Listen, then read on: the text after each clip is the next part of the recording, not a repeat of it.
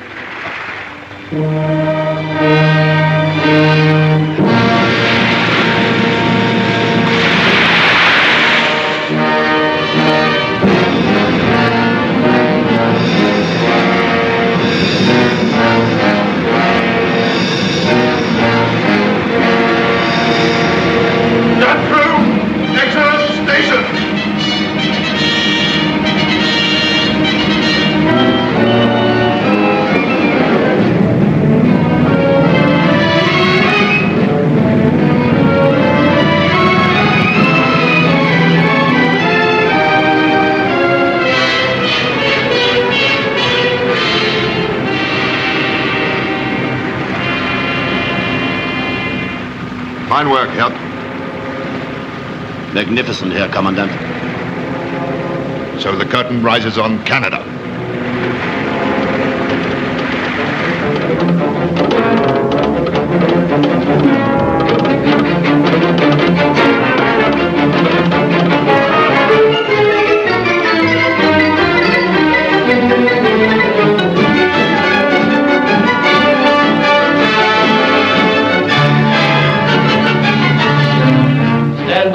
Stand by. Radio message received from motor ship Anacostali. Reports attack by German submarine, latitude 40 degrees 15 minutes north, longitude 58 degrees 25 minutes west. Report sinking rapidly and only one boat seaworthy, latitude 4015 minutes north, longitude 5825 minutes west. Warn all coastal batteries in the area to be on 24-hour watch until further notice. Warn all DF stations. All destroyer flotillas in conjunction with anti-submarine units at Sydney, Canso, and Bay of Chaleur operate Plan Z. Turn every available patrol plane to locating the radar. Every available patrol plane to locating the radar.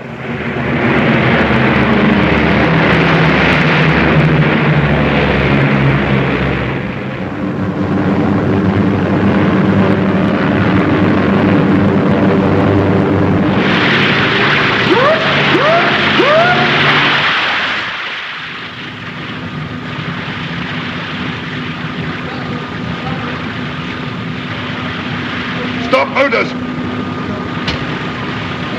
Find the captain. Question him.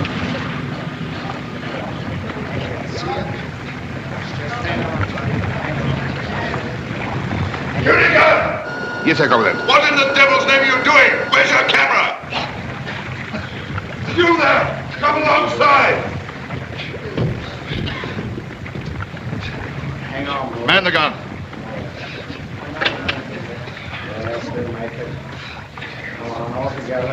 Stop! Where's your captain?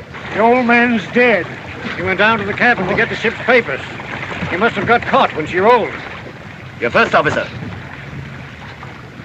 Jackie's dead too, isn't he? Yes. Your second officer? Here. Come on deck.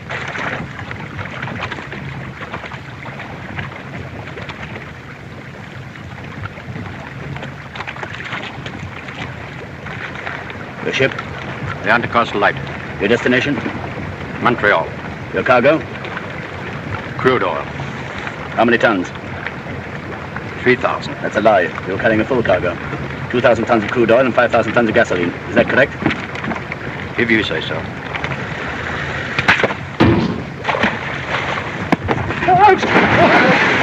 Action! Station! Prepare to dive! You dirty swine!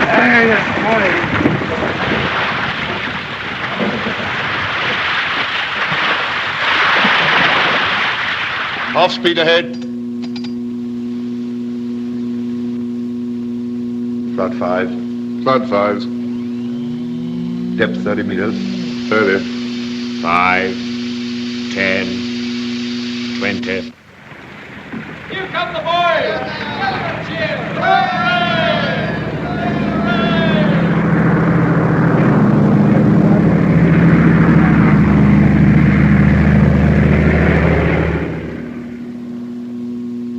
Only a fool would imagine we could raid enemy ships for supplies now. Outgoing ships will be detained. Incoming ships heavily convoyed, at least for the next few days. We must find a spot where the enemy is least likely to seek us out, which is not being patrolled every day, where they'll never think of looking for us. Hudson Bay.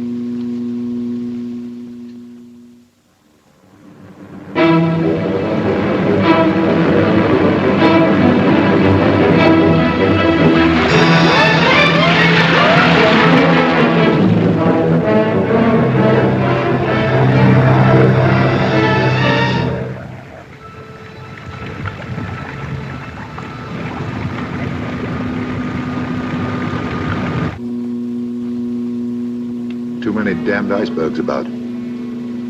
What's our position? 3 miles off Point Amour.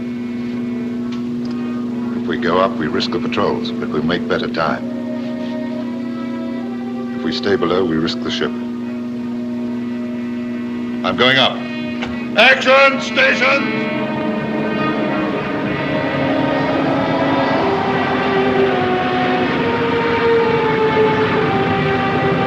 Where are we? North Pole? Beryl Straits. A lot of ice coming down.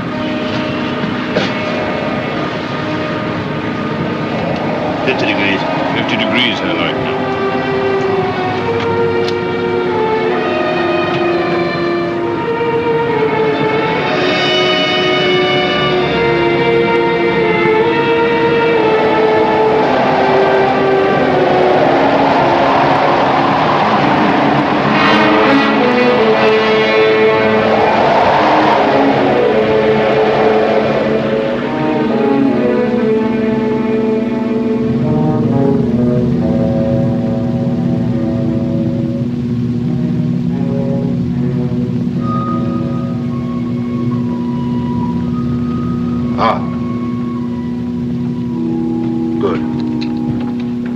I can see the opening dead ahead. Take a look here. You're quite sure? This is a suitable in-draft? Yes, sir, Commandant. Those are the cliffs he mentions in his notes. Stand by. Radio message received via Resolution Island from Hudson Bay Post at Port Burwell. Eskimo hunter reports 2 days ago seeing object proceeding due west through Hudson Straits. Maybe German submarine U-37. Warned Royal Canadian Air Force bases at Churchill and Wakeham Bay to send out patrols.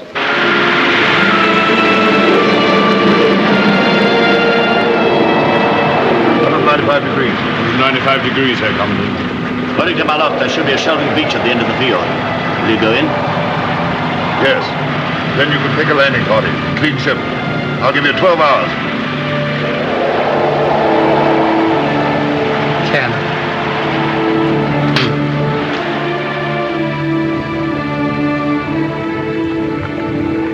Lieutenant Hert, you have your orders. Lieutenant Kuniker, you are second in command. You are taking 1 day's rations with you, not more. Your mission is to bring back food and fuel. Over that hill, you will find a Hudson's Bay trading post. If the men there are armed and are foolish enough to offer resistance, you will destroy them.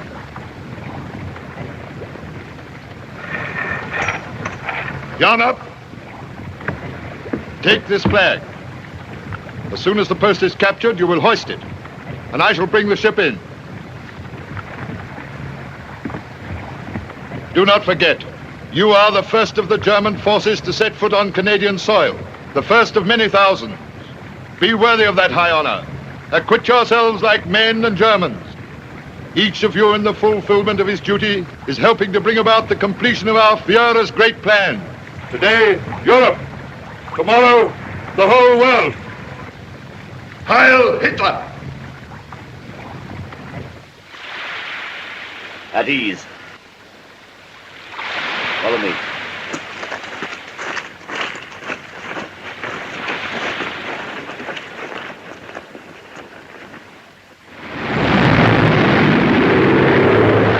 Submarine ahead, off Wolstenholme. Calling number 2 and 3. Calling number 2 and 3. Leader calling. Leader calling. Just spotted submarine. Going down to have a look-see. Maybe a Jerry, boys. Enemy attacking! Action stations!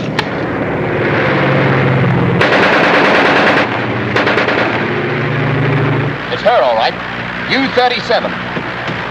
It's the Jerry, boys. Jerry out at tack. Number 2 leading. And Dickie, make it hot. Okay, kid. Down over them!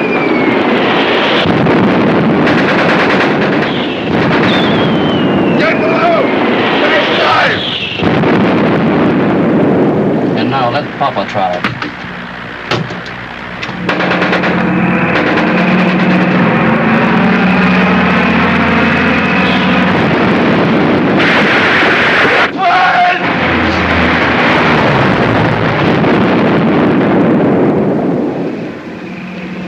Five, 6,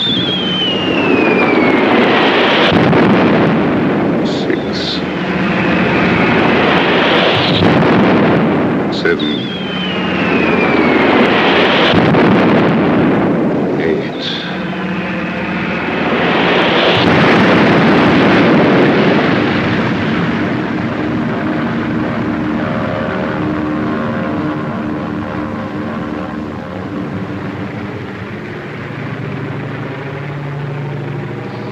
Swine! Filthy swine! Devil! Gunner!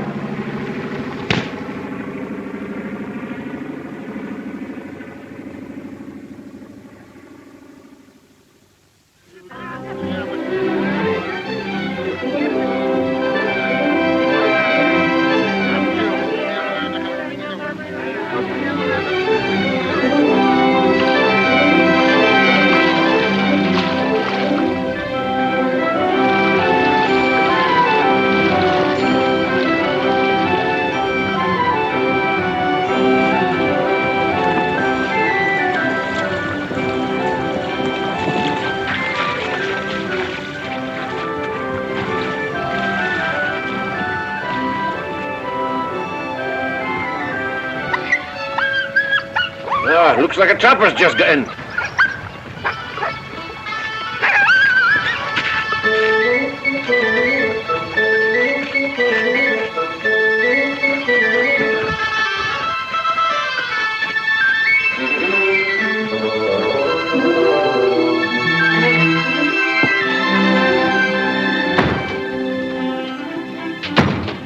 Hello, Johnny. Hey, what's going on here? Who are you? This one, boss, and this one. Just come in, Johnny. Somebody's found potatoes around here.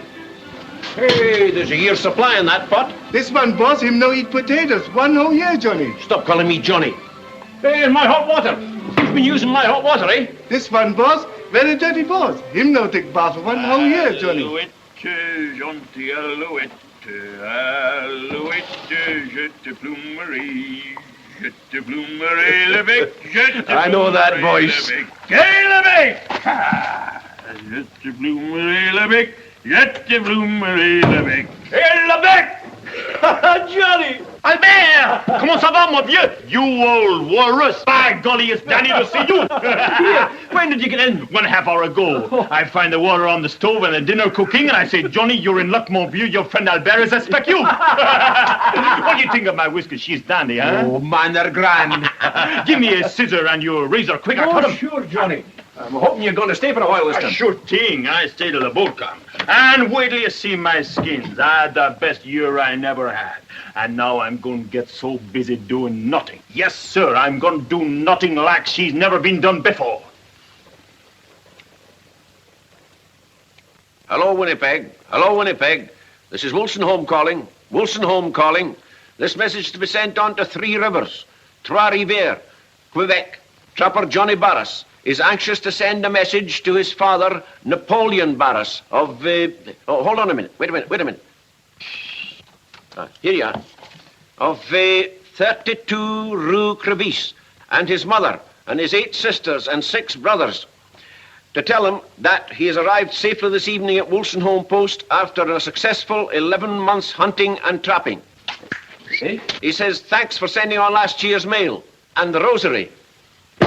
And the cake, they kept very well in its airtight tin. And he says, send on another one. Go on, Winnipeg. Hudson Bay House, Winnipeg speaking. Nice work, Johnny. This is Ed speaking. Hiya! Good night, Woolston Home. Good night. Good night, Winnipeg. Good night.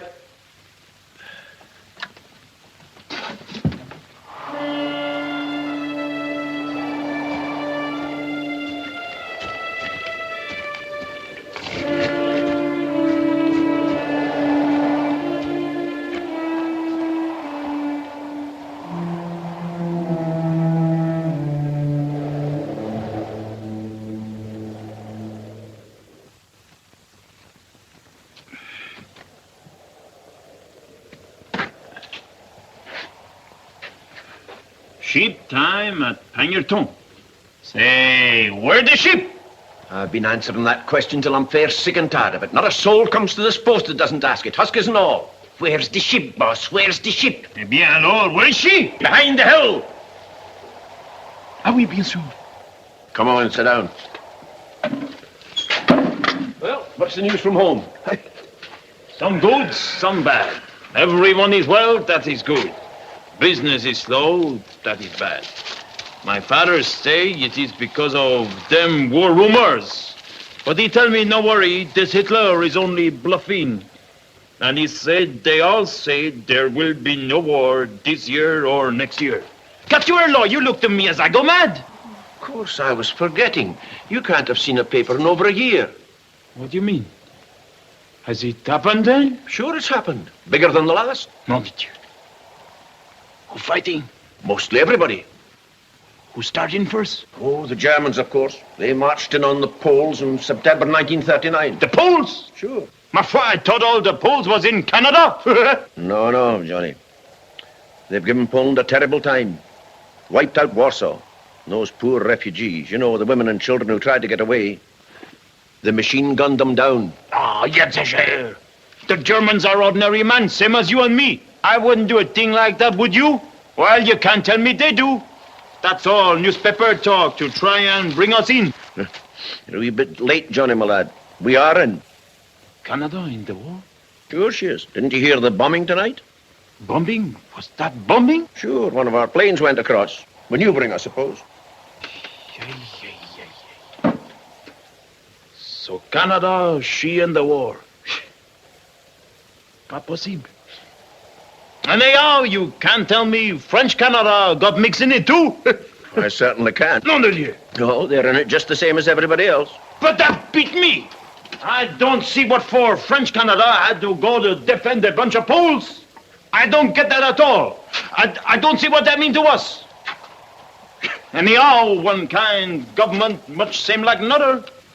Well, you're right there. We're all the same. Don't get you nowhere. Well, anyhow, we needn't worry about it out here. I guess all we got to do is just to do our jobs. That suit me. What about a wee drink, Johnny, eh? That suit me too.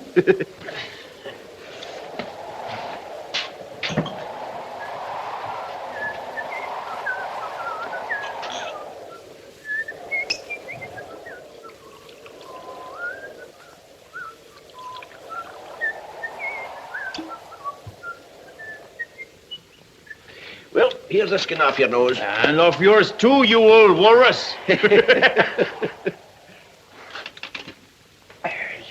I won't sleep well tonight. Never do first night in real bed. Well, just the same when I was strapping. Oh, but get used to it in a couple of nights.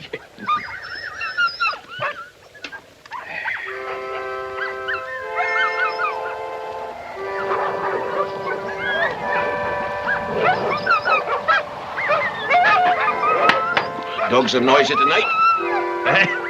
Seem like you're and mine getting to know one another.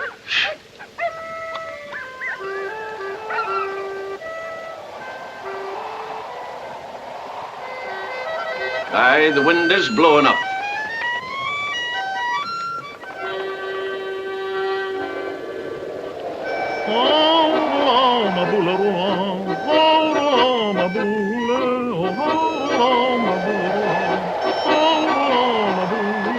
Derrière chez nous, y a un étang. Oh, ma boule. Derrière chez nous, y a un étang. Oh, ma boule. Trois beaux canards sont bons baignons. Oh, ma boule, oh, ma boule.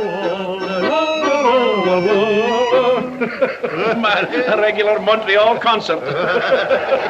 Window, door. Nom de Dieu, qu'est-ce que c'est? Big idea. Hello. Johnny! Here we are. Door locked, Herr Leutnant. No one else there? Only this. Search him. Council Norman, search the other two. You've ammunition and rifles here. What are they? There's a cover. Grant, your rifle. You know, Mr. Cupboard. Cupboard's no lock. Where are the rifles? Better tell him. In the store. Which is the store? The big building outside with the company's sign. Vogel, Krantz? What sort of crook are you? Anyhow, what's the game? Have you people in Canada not heard that there's a war on? Yeah, sure, we hear there war on. Maudit cochon. You... German. Yes, German. We are German. Okay, why yell about it? Moi, j'ai compris. You German. I'm Canadian. He Canadian and he Canadian. My father fight against you last time. We give you one good licking then and we do it again. Johnny!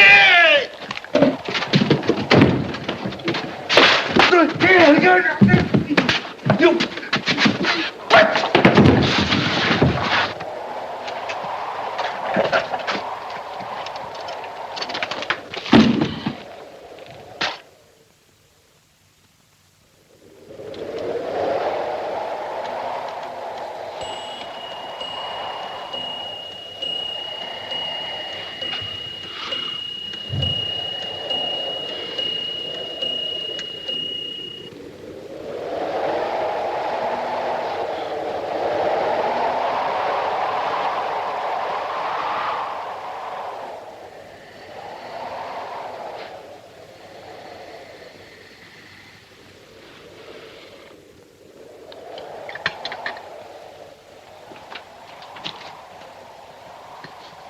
Don't any you guy ever laugh? The English tell us we've no sense of humor, which means simply that our humor is different from theirs. I tell Nick he appreciate that. Nick? My servant, who your man kick when he can't kick back. The Eskimos are racially as low as Negroes. What's the matter with Negroes? They're semi-apes, only 1 degree above the Jews. Who says so? Those are the Führer's own words from Mein Kampf. Voyons! I make my living trapping animal, but if I was meat half ape, I wouldn't kick him in the stomach as you did that husky in there. Please don't abuse our kindness. We're trying to befriend him, but you're making it difficult. Okay.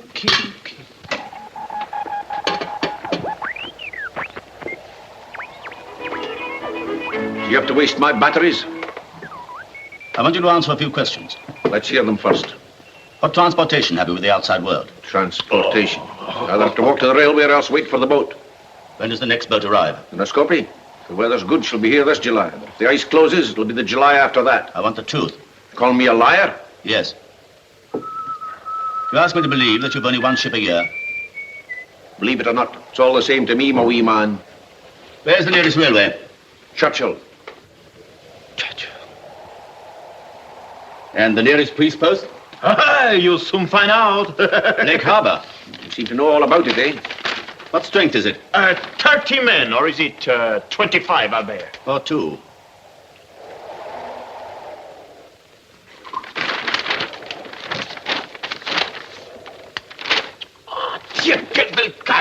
Will you get in? Get this, Albert. How about this for a map? It makes ours look a bit out of date.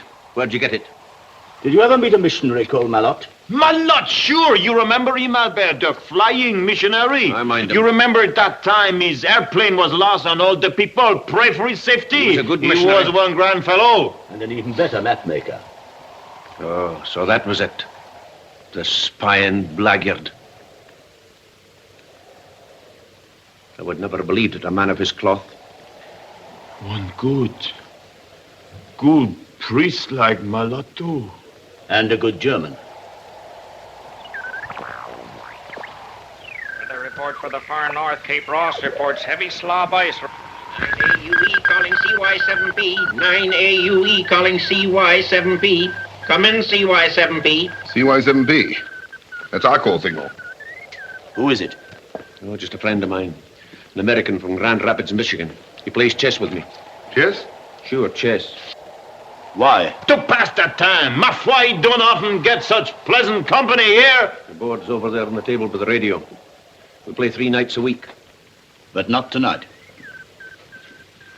It'll be the first night we've missed in nearly 2 years. 9AUE calling CY7B. 9AUE CQing CY7B. Hope everything's all right. Say, what's the matter, Mac? Why don't you answer? This is Russell speaking.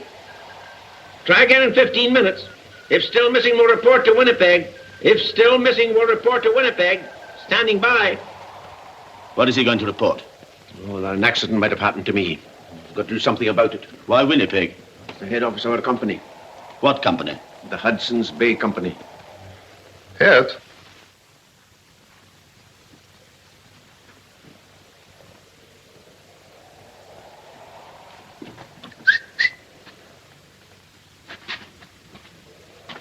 Tell me, do you really march around in Berlin doing this?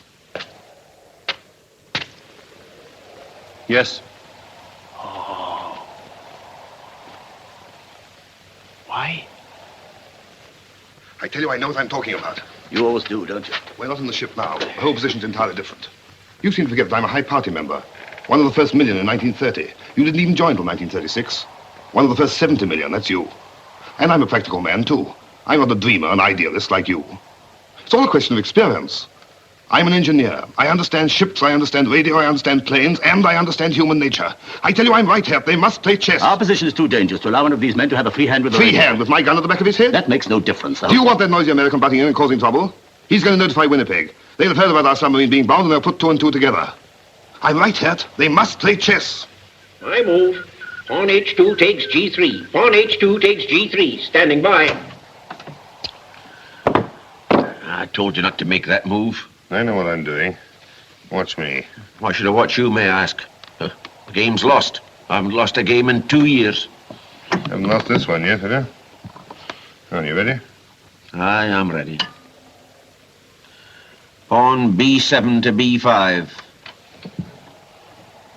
Oh, say, why did my wife have to go to a double feature the one night I had you on the run?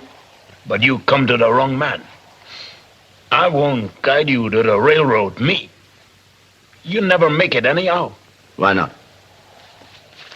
This is one big country with very few people. Everyone know everybody. You can't make a goose step through it without the police find out. But no one has seen us. Post you. Écoute.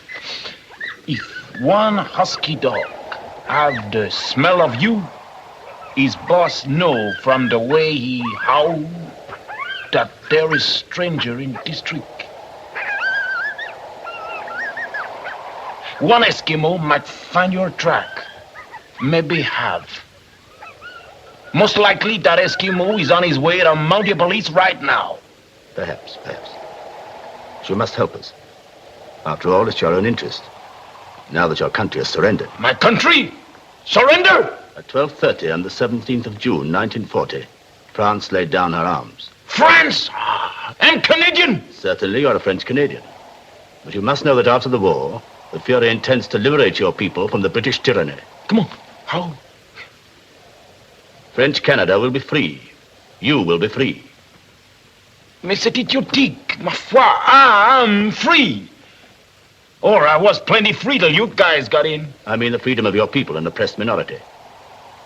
The freedom to speak their own language, to have their own schools and churches, to govern their own affairs. Here you will find it written in the Führer's own words. Perhaps you've read it. I've no room in my pack for any book. I know my Bible. That's enough for me. This is the Bible. You must get a copy. It will explain everything to you as it has to me. You better look up how to get out of Canada, Dan. Maybe she don't tell you that, huh? Quelle écriture funny. Maybe your Führer ain't so smart as he think. Don't he know that we French Canadians have always our own school and church and a right to speak as we want and run our own affair, by golly? No doubt you have certain privileges, but I don't feel... Let me ask you one question. Well? How about them Poles?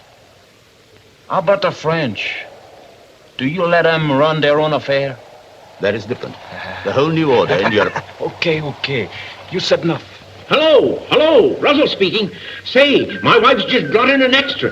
The whole front page is covered with news about that submarine your flyers knocked off up there. Tell them the headline reads, Nazi Maud, quit yelling in my ear and give me the paper. I want to read it to them. Russell, you'll do no such thing. It's my story and I stick to Maud, it. don't be a heel, Mac. I want to hear about it. Then you take the back seat, honey, and I'll read it. All right, Hello? Is that you, Mac? This is Maud speaking. It says the submarine was sunk right in your backyard. I'll read it to you. Nazi U-boat sunk in Hudson Bay. That's a headline. A German submarine believed to be the U-37 was destroyed in Hudson Bay near Wolstenholme by Canadian Coastal Command patrol planes. According to an official report, the squadron leader claimed that several direct hits by medium bombs were scored before the Nazis could submerge. He circled the spot and found no signs of any survivors. There's a whole lot more to it. That's the gist of it. How come you didn't know about it? Yeah, why didn't you tell us?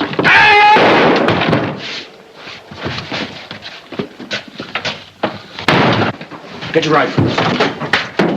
Turn out.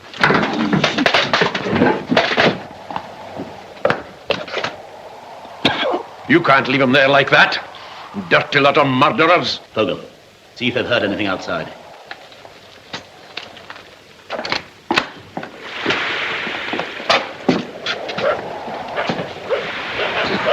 Killers. That's all you are. Killers. All quiet here, Lieutenant. Good. Can't have heard the shot.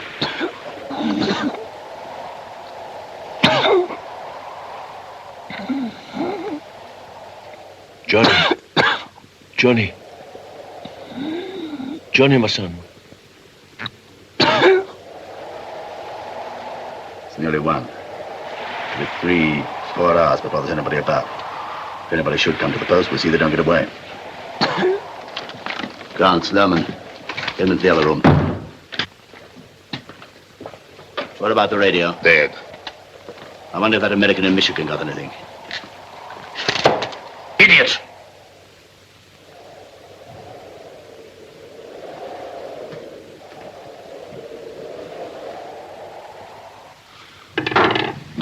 Well, let you do it, Kogo, eh? Yes, Herr Leutnant. But if you were to... Shut up!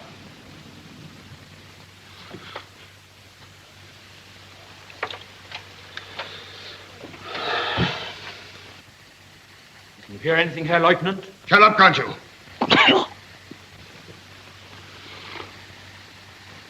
I've got it. Wake him up quickly. Herr Leutnant. Your Honor. What is it? Come on here, Winnipeg. Hudson's Bay Company. What are they saying? They're sending a plane. What kind of a plane? An emergency plane from Churchill. It'll be here in 3 hours. There's a police boat coming too from Lake Harbor. Johnny, We've got to get out of here quickly. Unless we can get hold of that plane they're sending. the company's sending a plane. Who can handle a plane? I can. Anyone else handle a plane? No, Herr Leutnant. No, Herr Leutnant. You don't doubt that I've had the experience. How many flying hours? Enough. Well, it'll have to be you then. Loman. Ogle. What about our clothes? We can't go like this. You mean our uniforms? Don't be a sentimental fool. Can't expect to escape in these outfits. You're right for once. Men, this is our one chance of escape, our only one. We must be ready for it. We must have new clothes, money, food, rifles, ammunition.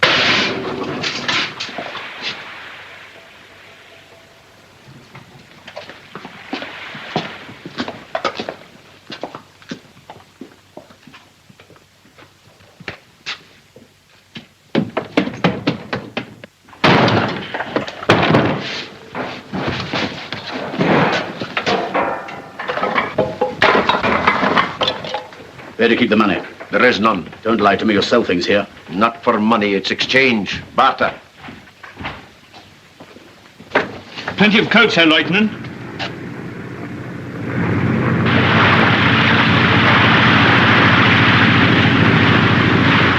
Give me yacht! Give me yacht!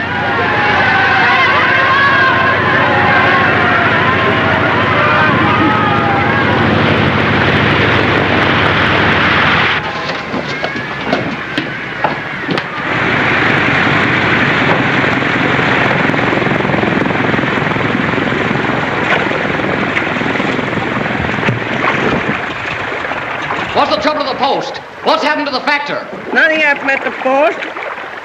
My son go to white man yesterday, no come back yet. Anybody else at the post? Trapper Johnny, stay 1 day. Auction eye! Auction eye!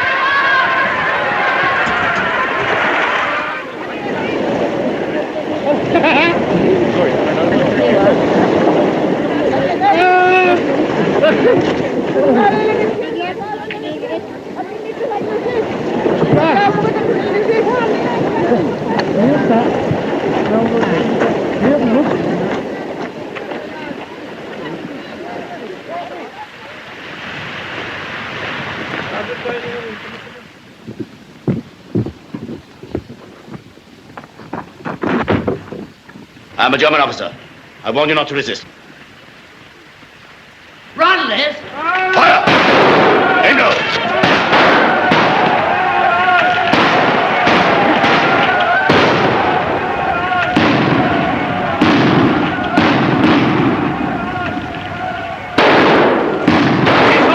Don't stand guard.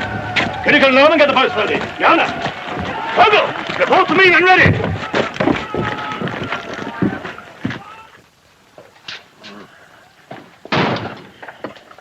Hey, you. Give him some water. It's behind me. You're a Christian, aren't you? No, I'm not.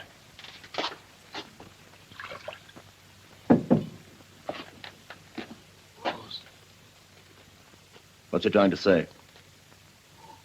He wants his rosary. What's the good of that to him?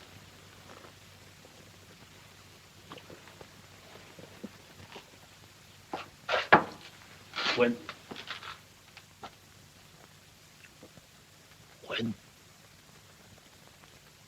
we win the war.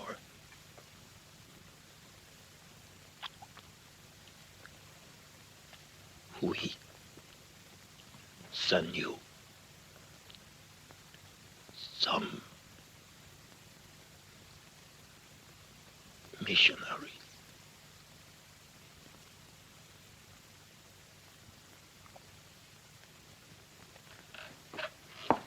Already, Herr Lieutenant.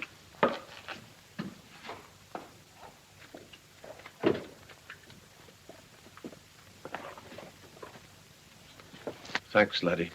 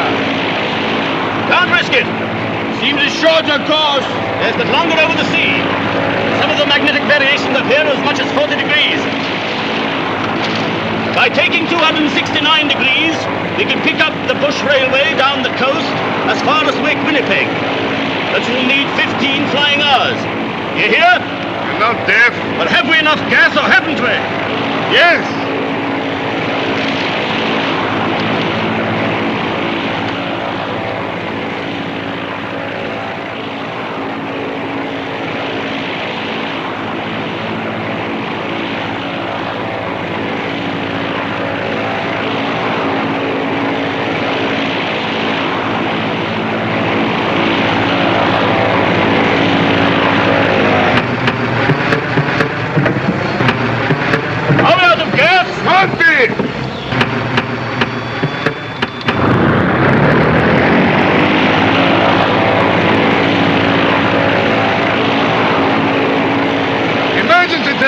Had to switch over, that's all. I suppose the emergency tank is full. Of course. Let me fill up at Wolstenholme. Did you check the emergency tank? Did you check the emergency tank? What difference does it make whether I checked it or not? Well, did you or didn't you? Very well then, no.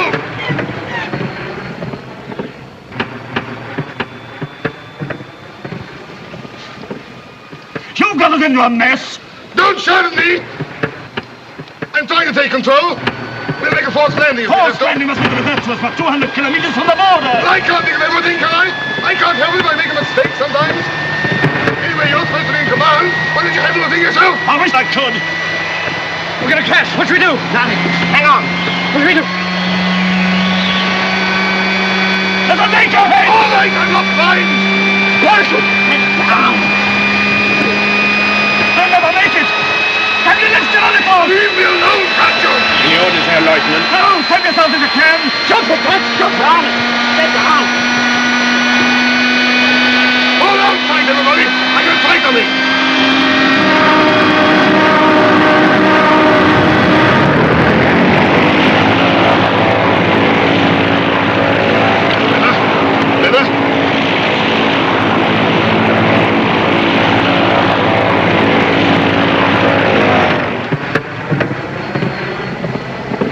Throw something out! What? The cushion, anything! I can't see the surface! What is it? That isn't I can't see! I can't see the land! Help, help, for God's sake!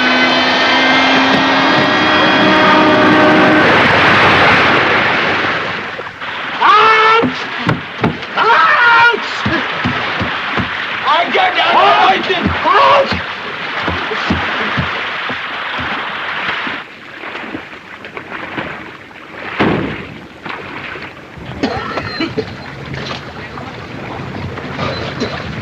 Father! Father! All right,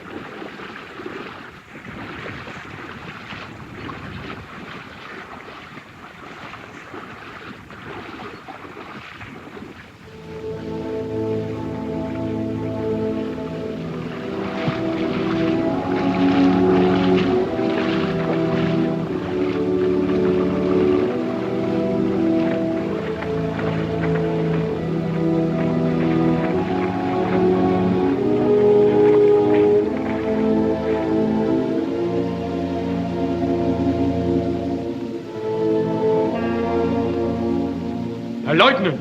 Herr Leutnant! Herr Leutnant! He's dead.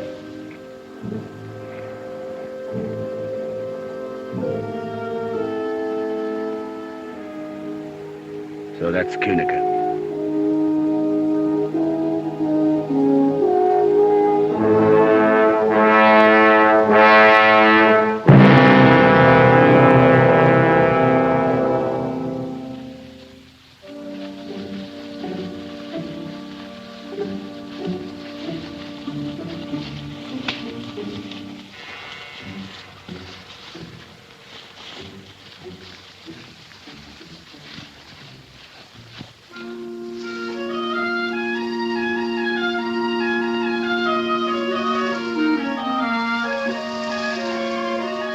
Look out! There's a woman.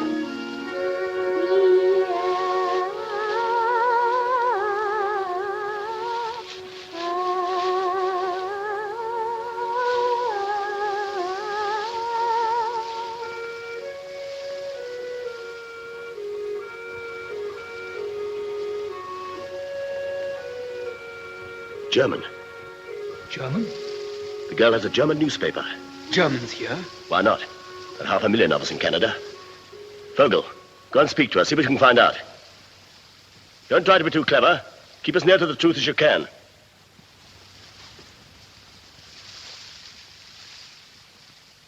Hello. Hello. That's a good-looking scarecrow. Hmm. Why, you're only a kid.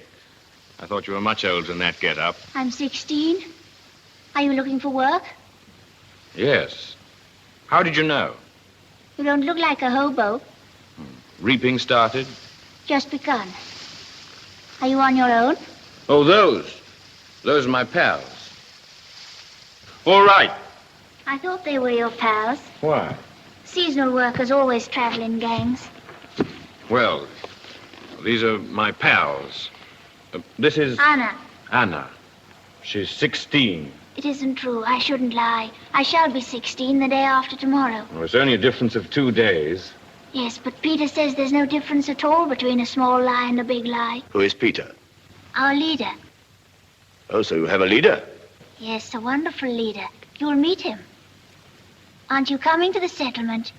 There isn't another for 8 miles. I told her we were looking for work. We should be glad to, but there are 4 of us. Don't worry. When 111 people sit down for supper, 4 more won't make any difference. Did you say 111? 39 brothers, 47 sisters, and 25 children. What are you, Mormons? Mormons? No, Hutterites. I didn't mean we were all one family. We're only brothers and sisters in God. Hurry up, boy. You are a slow boy.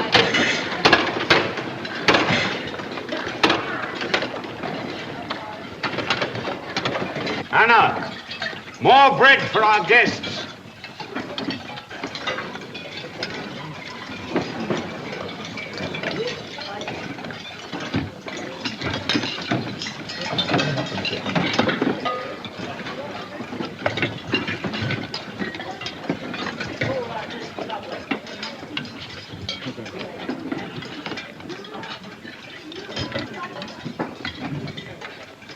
We're sorry about the bread. I know a bit about baking. Don't mind my saying so, he was getting a new baker. We had a good one, but he went to Small Springs. Better pay? Pay? Oh, no, no one gets paid here. Anyone get paid anything? No. Oh, what do you work for then? Just your keep? No, for us all. Well, all these people work for nothing? Yes. What sort of work? Whatever suits them best. Well, what do you mean? They don't choose themselves, do they? Haven't you got a leader of the community? Yes, there he is, over there. Where? Which is your leader? There. Third from the right.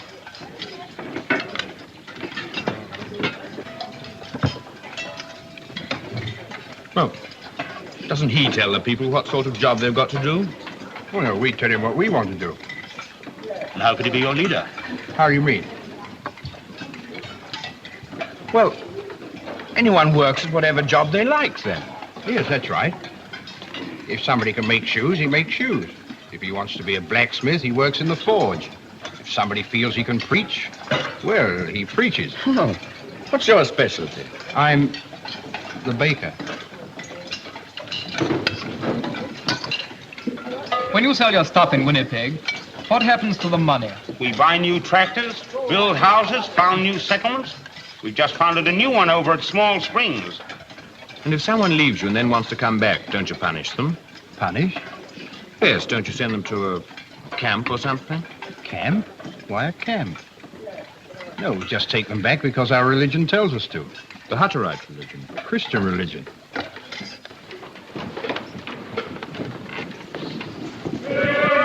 Is it one of your rules to sing like this? We haven't any rules. We sing because we like to. It's good for the digestion. Well, good night. The leader will look after you. Thank you. What's the salute? The what? Don't you give the leader a salute?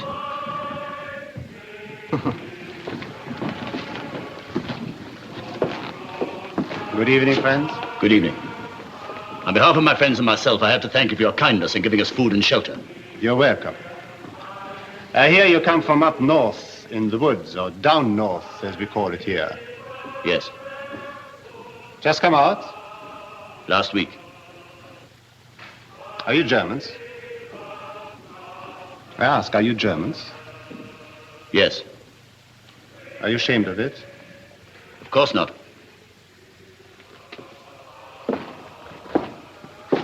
I'll show you where to sleep. Thank you.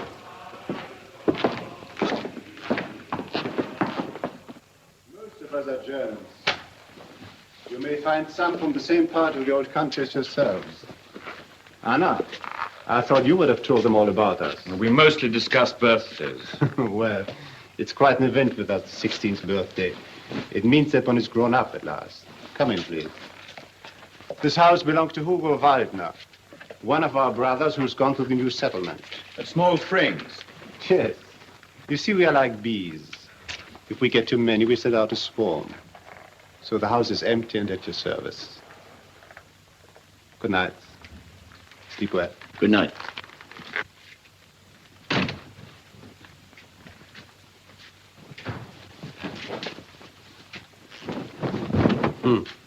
That's what I call a busy girl.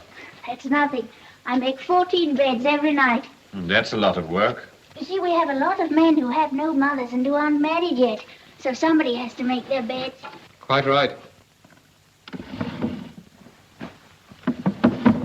2 of you can sleep in here, and there are 2 more beds in the other room. Where do you sleep? In Peter's house. In Peter's house. But I don't make the bed for him, Poor Peter. Why not? because he has a mother to look after him.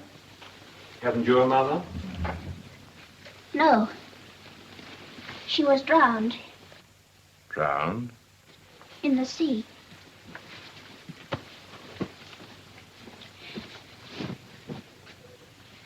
When we left Germany, we went to England because we had to wait until we got a permit to come to Canada. We got our permit after war was declared. Was your father with you? Wait a minute.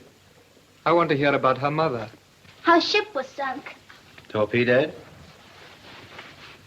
I think so. Don't you know? Was there a big explosion? Shut up, you two. You and your questions. Don't answer them, Anna. Oh, leave that. Run along now. I'll take her home. All right. You take her.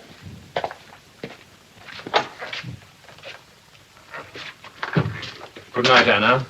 Good night. Chin's up. Remember then, do nothing without orders. Discipline is more important now than ever. So far, luck has been with us. It's a great stroke of fortune being here at all. Do you think they're friendly, Herr Lieutenant? Friendly? Yes. But you saw how their leader tried to draw us out. Are you Germans? Are you ashamed of being Germans? That in a country with which we're at war. There can only be one answer to that. Our agents have done their work well. Yes, this religion may be nothing but a cover. I bet they sing the hospital song better than hymns. We shall see that tomorrow. Heil Hitler. Heil Hitler. Shut the door.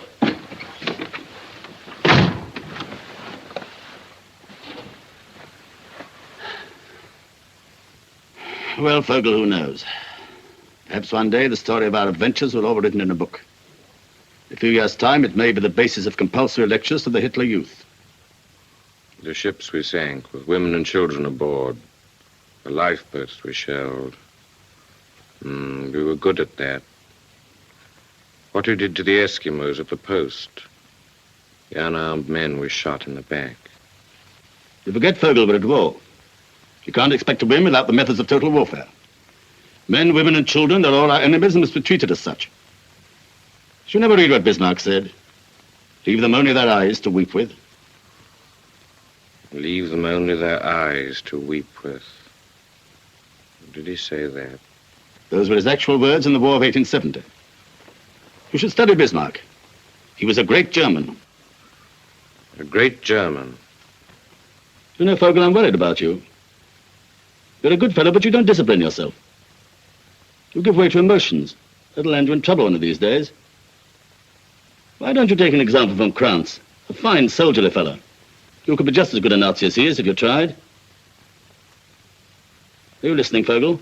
Yes, Herr Leutnant. Then think it over. Yes, Herr Leutnant. And get out of bed and turn out the light. Yes, Herr Leutnant.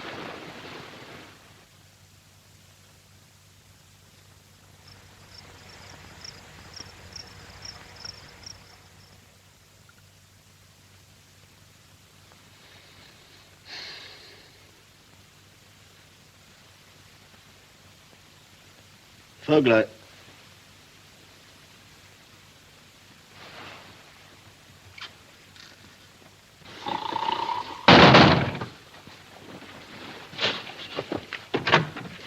Herr Leutnant?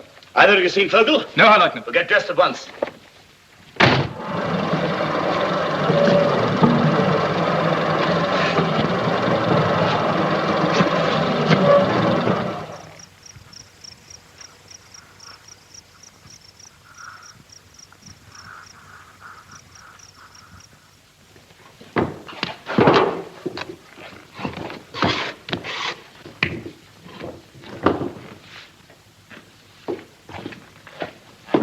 Good morning, friend. Morning.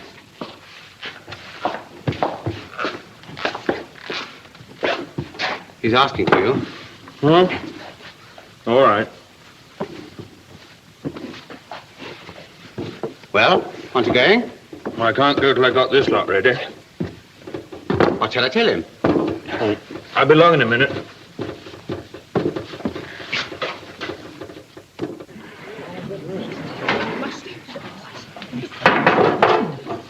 Now, where's this new baker I hear about, eh? Ah. Now, that's what I call bread. You'll have to teach David the trick.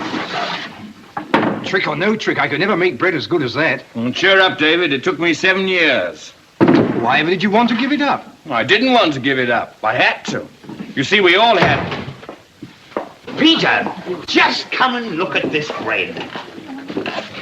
Good morning, friend. Mr. Vogel is the best baker we've had here in 15 years.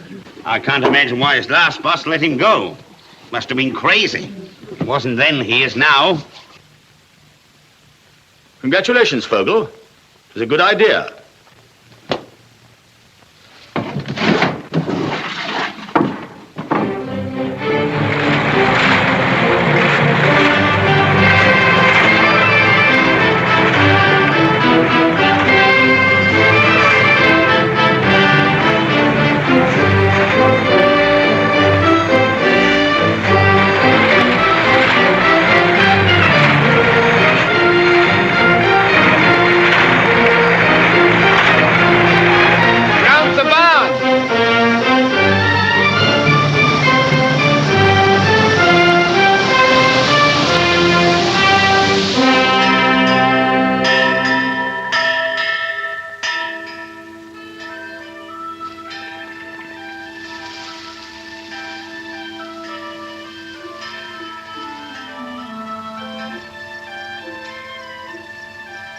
What's the news in Winnipeg?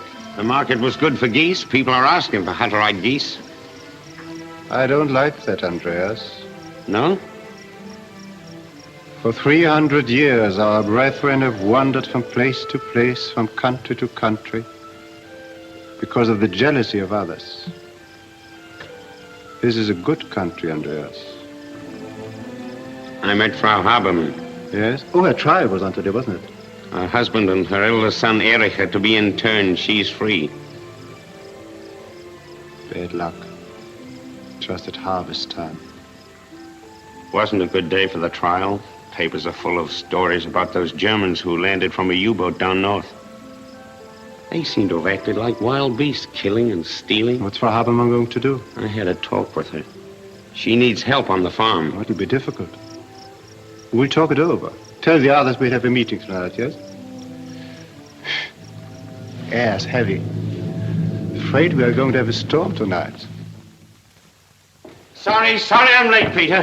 Barbarina, there's an electric storm playing all around us, frightening the animals and your chickens. Move over, Philip. What about you, Anna? Andreas, one of our guests is speaking. Eh? What? Oh, good. We were discussing the Habermanns.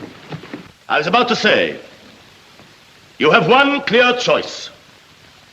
Where there is a question of blood, where one is governed by the deepest of racial instincts, then every other consideration is swept aside.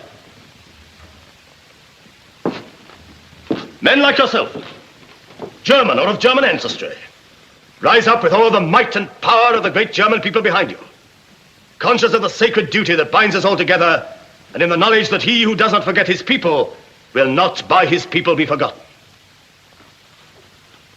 There is a new wind blowing from the east, a great storm coming across the sea, a hurricane which will sweep aside all the old outmoded ways of life and mark the beginning of a new order not only for Europe, but for the whole world. Let those beware who would have the temerity to stand in his way. They will go down before his irresistible impulse and be crushed out of existence. But for those who accept the new order, for those who perhaps belong to it already, why need I use these parables of speech any longer?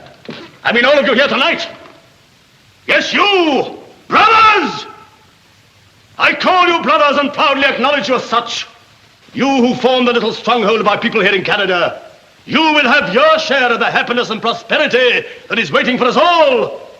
When the storm is over and the sun rises, that mighty sun, which will give us everything we need in life. What sun are you talking about, friend? I am talking of the greatest idea in history. The supremacy of the Nordic race, the German people. I am talking of the being whose name I am certain lives in every heart, whose name hangs on all our lips. Whether we can shout it to the world or only whisper it in one another's ears.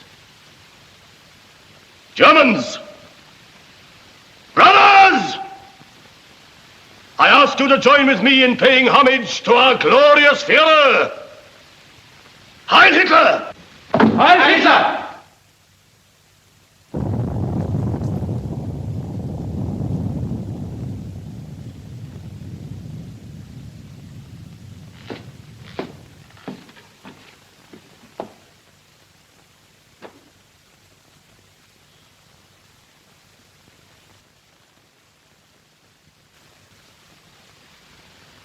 I don't ask where you come from or what brought you here,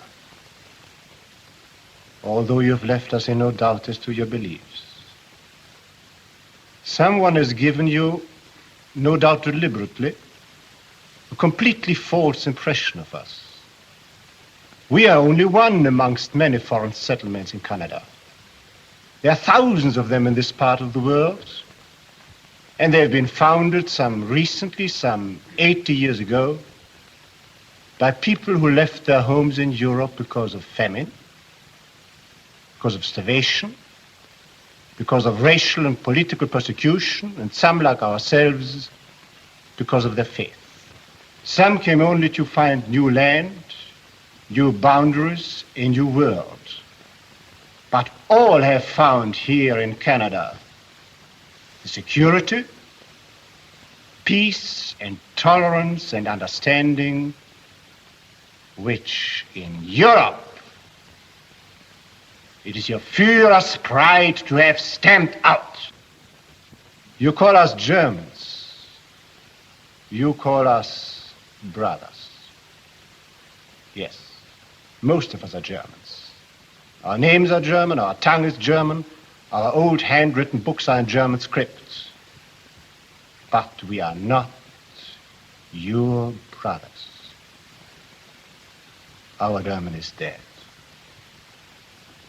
However hard this may be for some of us older people, it's a blessing for our children. Our children grow up against new backgrounds, new horizons. And they are free. Free to grow up as children. Free to run and to laugh without being forced into uniforms, without being forced to march up and down the streets singing battle songs. You talk about a new order in Europe. The new order, where there will not be one corner, not a hole big enough for a mouse, where a decent man can breathe freely. You think we hate you, but we don't. It is against our faith to hate. We only hate the power of evil which is spreading over the world. You and your Hitlerism are like the microbes of some filthy disease, filled with a longing to multiply yourselves until you destroy everything healthy in the world. No. We are not your brothers.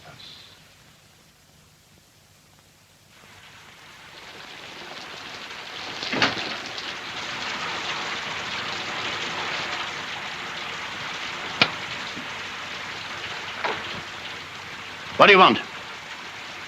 I've come to tell you that you can make your own beds. I don't want to work for you. That's all right, Anna. Run along now. You're Nazis, aren't you? Aren't you? We're not allowed to hate anybody.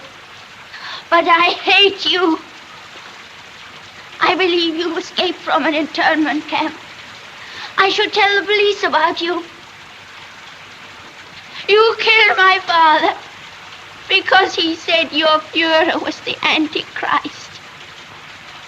You drowned my mother. I hate you. I hate you. So you're going to tell the police about us, are you? Little girls should be seen and not heard. That'll do. What's the matter with you? That'll do! Vogel! Come along, Anna. I'll take you home. Herr Leutnant, we can't let them go. I'd like to see what you're going to do about it. Vogel! Yes, Herr Leutnant. Have you forgotten who you are? No, Herr Leutnant. Let the girl go and shut the door. I'll take her home, Herr Leutnant.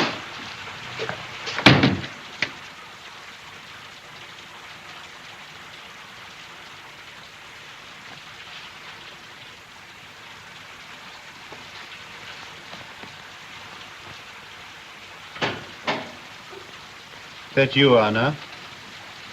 Yes, Peter. I brought Anna home.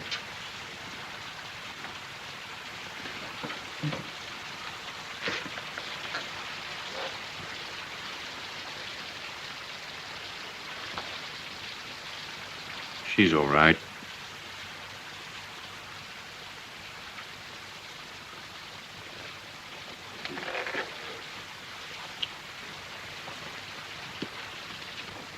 We're going now. Perhaps in a few minutes. I only wanted to say that you've been kind and I like it here. You like my bread and I like the way you live. Being with you has made me feel like it used to be at home. I'd almost forgotten what it was like. Baking bread, doing my real work. That's how it used to be 7 years ago before everything changed. The life I've been living seems to have no sense in it now. Well, I'd better go now. Please don't go.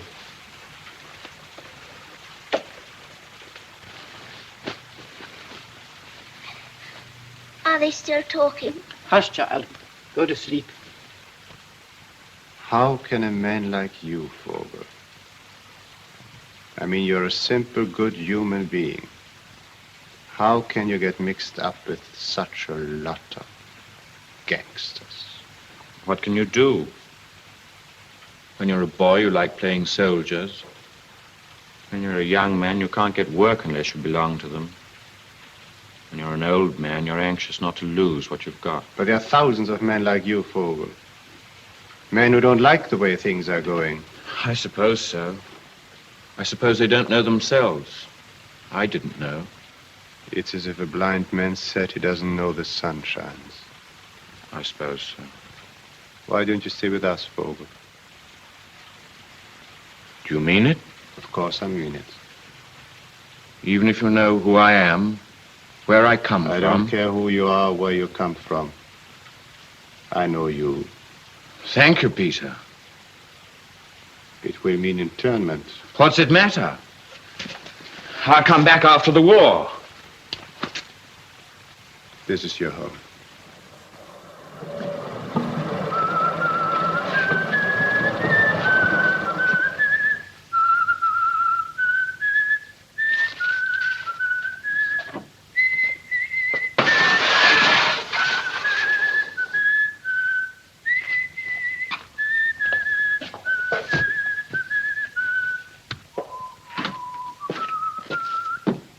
Engine room Officer Vogel. You're under arrest.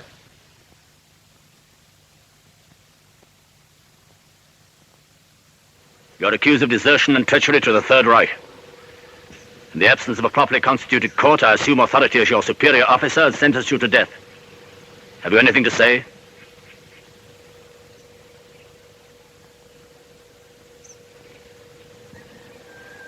The sentence will be carried out immediately. In the name of the Fuhrer.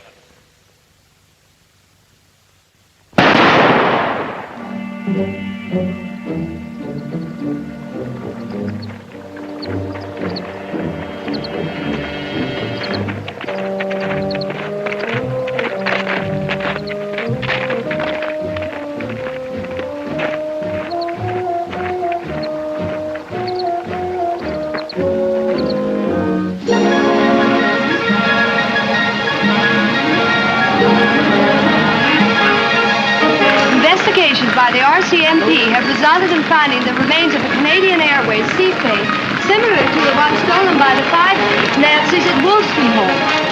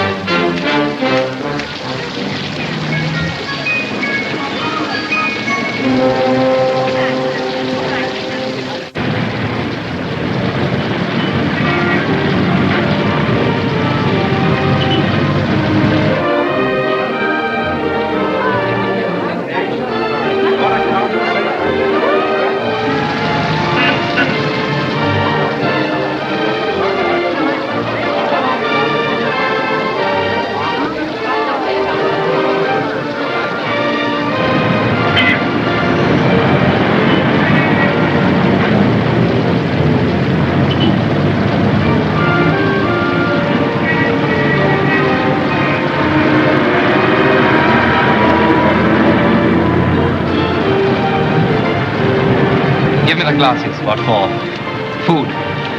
You can't eat them. I can sell them. His? Come on, come on. They belong to the fatherland. It wouldn't let us starve, would it?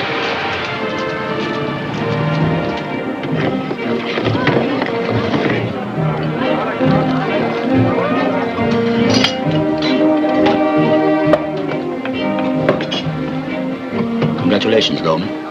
No field glass has ever had a better end. We shall view the future better through these. How much did he give you? $7. Well, what are you waiting for?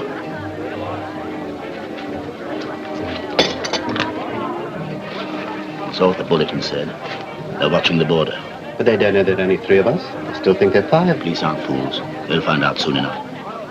If we're caught, it won't matter whether there are 3 or 5 or 10 of us. We're going to change our plans. We're going to Vancouver. Vancouver? The Japanese ship leaves Vancouver in a month's time. Is it far to Vancouver? About 2,000 kilometers. We can never get as far as that. The Fuhrer has never admitted the word can't. Neither should we. Our one consideration must be how to get to. Ham sandwich, sir. How to get home. Doesn't matter how we do it, but we will get home. That's how he works. He says that it's Germany's destiny to rule Europe. Doesn't matter how she achieves that destiny, but she will achieve it. He gave me this. These Canadians give everything away. The road west is plain enough. Follow the river Assiniboine for 50 miles. Do we stop now, Herr Leutnant? No. I will sleep tonight in the railway station. Tomorrow we'll catch a bus outside the city limits, then walk. You wanted us to fly to Vancouver. Said it'd save a lot of time. What did you say, Herr Leutnant? I said with plenty of time. 2,000 kilometers is plenty of kilometers.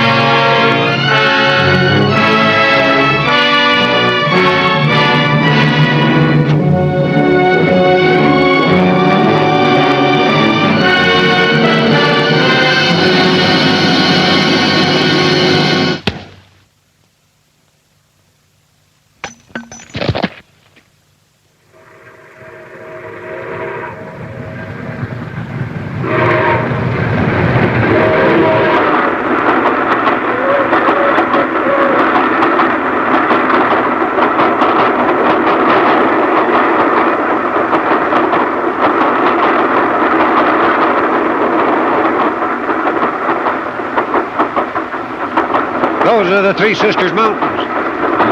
We're in the park now, Banff National Park. Today's Indian Day. The biggest crowd of the year. 3,000 of Indians. You should stop over and see it. I have an appointment in Vancouver.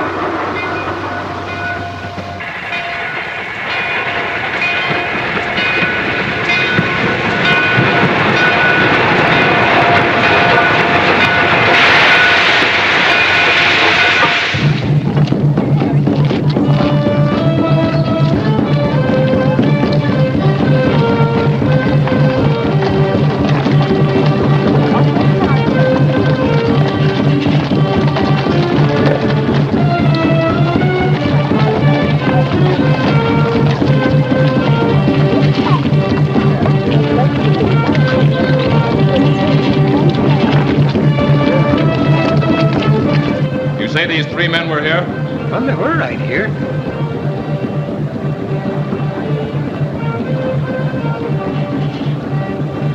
Can you describe them? Well, let me see now. There's only one that I would remember right well. Corporal! Ladies and gentlemen.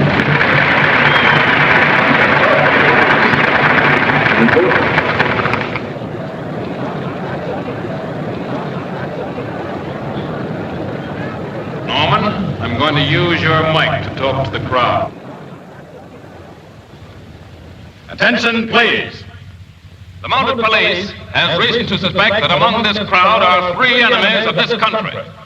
They are not ordinary aliens escaped from Kananaskis internment camp. They are survivors from a German submarine, the notorious U-37, which was sunk in Hudson Bay by our Air Force.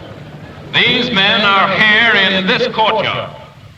They may be standing right next to you. Each one of you, look closely at your neighbor.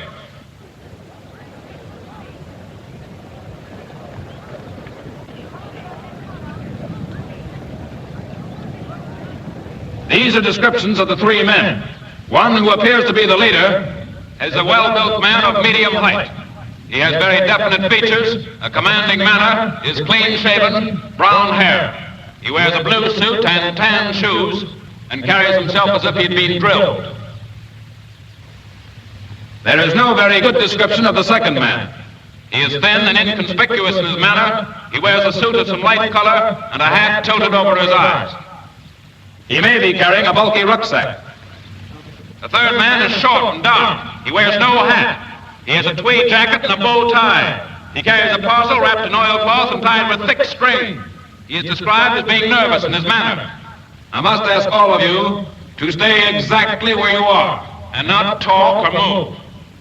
All of you as citizens can help to bring these men to justice. Each one of you, look closely at your neighbor. Remember, each one of these men has every reason to be afraid. They have already been responsible for the death of 11 defenseless people. Sooner or later, their nerves will crack. Look closely at your neighbor. Corporal, there's your man!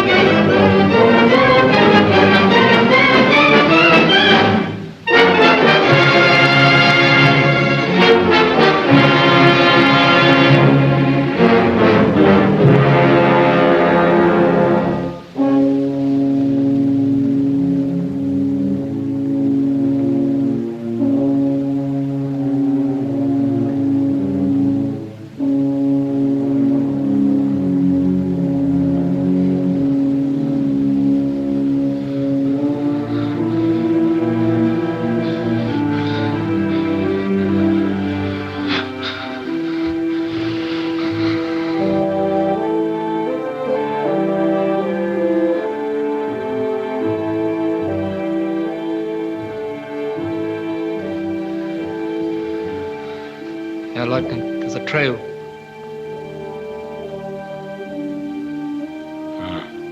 Come on, then.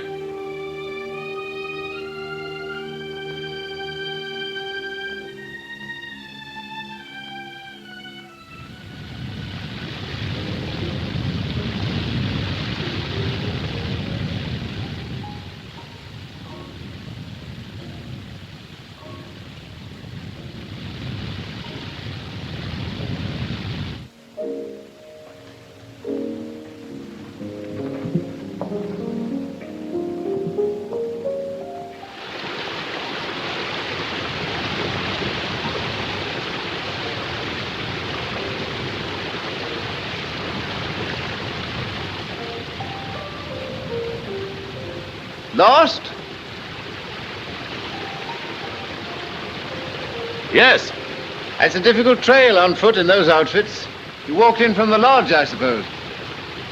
Yes. Any plans?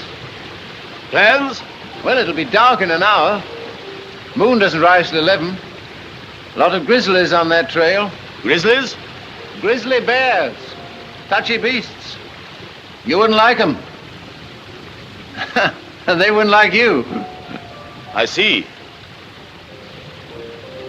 Ah, dinner. You're just in time. George will be pleased. Whoa, you Domitino! Tricky things, aren't they? The great thing is just to sit still.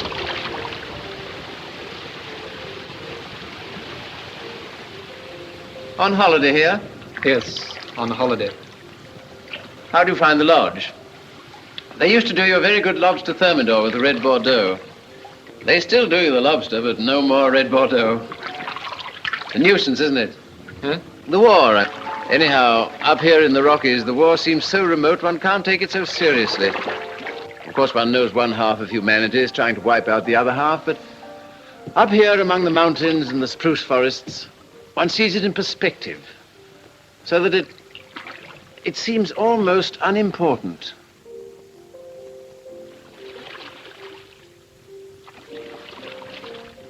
You've chosen a very beautiful place for your holiday. Yes, it is beautiful, isn't it? Actually, I'm here to work on a book. Oh, so you're a novelist? Well, I write books. My specialty is Indians. This has been a hunting ground of theirs for generations. Then I suppose you were at Banff today? For Indian Day? No. That's just for tourists. Oh, I beg your pardon.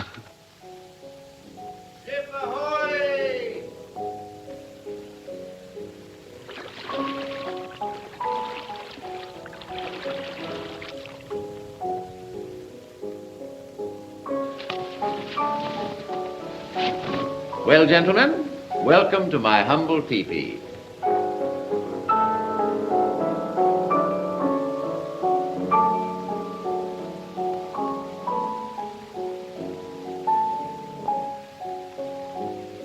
Got two this time, George. I'm improving. And tell Bob 2 more for dinner. Well. It must be very pleasant roughing it up here in the mountains. Yes, I rather like pigging it occasionally. I hope you won't mind taking potluck with me. Here, have a cigarette. Ah, I see you're looking at my Picasso. It's nice, isn't it? Here. How do you feel about Matisse? I picked these up about a year ago, and I can't bear to be parted from them. How do you like it? Excellent. Yes, I don't think you two are really interested in pictures. Well, my motto is, wars may come and wars may go, but art goes on forever. Ah, you like reading, don't you? Have you seen Hemingway's latest? Here, I'm going to show you one of my pets. There. Thomas Mann, The Magic Mountain. This is the German edition. This is wonderful stuff. Sein Alter wäre schwer zu schätzen gewesen. So, by the way, do you speak German? Have you read this book? Thomas Mann is very good, I believe. I'm so sorry. Of course you want a bath after your long climb. I'm afraid I can only offer you a shower. Come on, I'll show you the way. Thank you very much, Mr. Scott. Philip Armstrong Scott. Come on. Philip Armstrong Scott. Ah, hot water. feel completely confident tonight. If we'd twice as far to go, I wouldn't worry now. What could these weaklings ever do to us? The man's conscience at war, and look at him. I tell you, Lohman, they're rotten to the core. There's no fight in them. They're soft and degenerate all through. No, I'll have cold.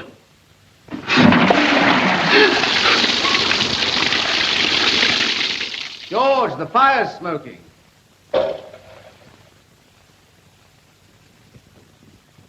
South-southeast by south. Ah, that's the ticket. Yes, I've discovered some rather amusing things during my researches. Blackfoot tribal customs, for instance, closely resemble those of a certain modern European tribe. I'm going to read you something about that. Where are we? From the earliest age, their small boys were trained in the arts of war, which they considered to be the only pursuit worthy of a man. But they preferred to attack by night rather than by day, and wherever possible to shoot the enemy in the back. Their smaller neighbors lived in constant danger from them. They also believed in first terrorizing their opponent by covering themselves in war paint and beating loudly on their tribal drums. Well, doesn't that sound familiar to you? Familiar? I don't quite understand. Well, what price Goebbels, eh? Very similar. Yeah, you see, don't you? And listen to this. This is wonderful. Come here, sit down. Oh, yes. When a tribal leader really desired to drive a point home, he used that most terrible of all public speakers' weapons, repetition. Constant and unutterably wearisome repetition. Old man Hitler himself.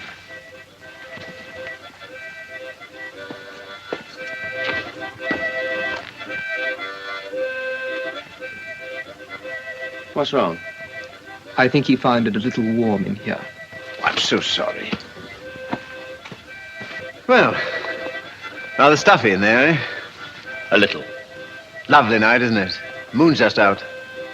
We're not the only ones up, I see. The men, eh? When do they go to bed? Oh, pretty early as a rule. They please themselves. You must be rather tired yourself. How about a nightcap before you turn in? Thank you. Here. Ah. Interested?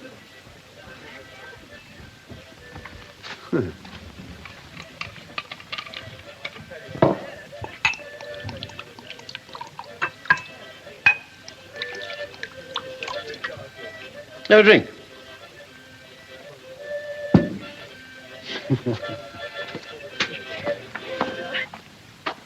Well, happy dreams.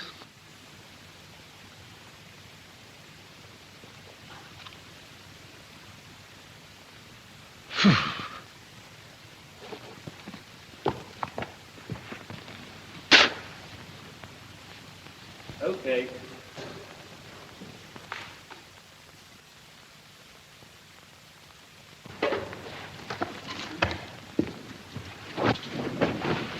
Ah, I thought you'd find it a bit chilly. We're 6,000 feet up here, you know. So you think you'll escape the war, Mr. Scott? That's not a very nice way of putting it. But you'll do your best to escape it. Do you mean I wonder if I am. I don't think I'm a coward. I've never really been in any great danger. I don't exactly know how I'd behave. I can imagine how you behave. I beg your pardon? I said I can imagine how you behave. Well, you are an extraordinary fellow. You're certainly frank. So you despise my mode of life, eh? Well, I'm getting some revelations tonight. Maybe it'll do me good. Maybe I'm becoming a little smug. I imagined you'd been thinking, here's a nice, decent sort of chap. Invites me to dinner when he doesn't even know me. Amiable. Full of interesting conversation. And instead of that, you think I'm... Well, go on. What do you think I am? This ought to be enlightening. If you were a real man, you'd have struck me across the face when I suggested you were a coward. Instead of which, you talk about it. Well, why not? I may write about the customs of Red Indians 200 years ago, but I don't have to behave like one. After all, we've been given reasoning powers and the gift of speech. Why don't we use them instead of hitting each other? Come on, have a cigarette.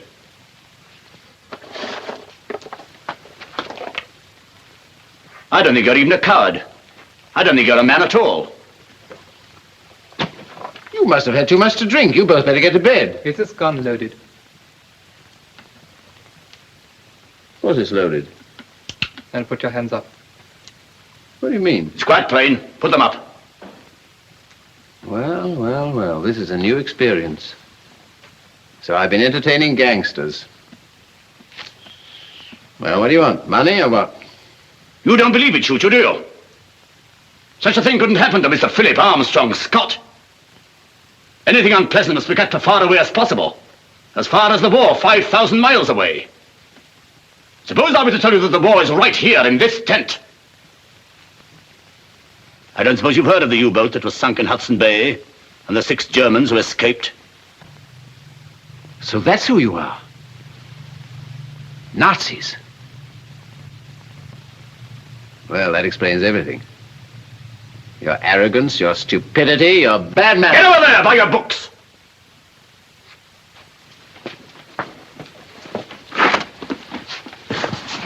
Oh dear, do I have to be tied up? Excuse us, Mr. Scott. We still employ savage tribal methods. They get results. The best thing that's happened to us is meeting you. You put the heart back into us. Only 2 of us now. 2 out of 6 brave men. But there are millions like us in Germany. Any more of your sort here, you don't stand a chance of winning this war. We'll see to that. Get them clothes out of there. Well, they won't shoot you. Not much there, I'm afraid. $33. Do I get a receipt? Is anyone suit here? You better have the overcoat. Interesting.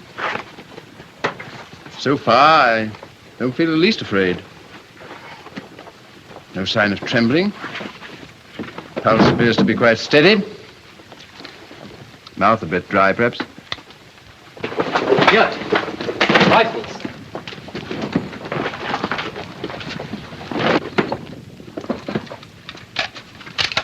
Ah, you feel happier now, don't you? Look out! Wars may come and wars may go, but art goes on forever, eh? Stop!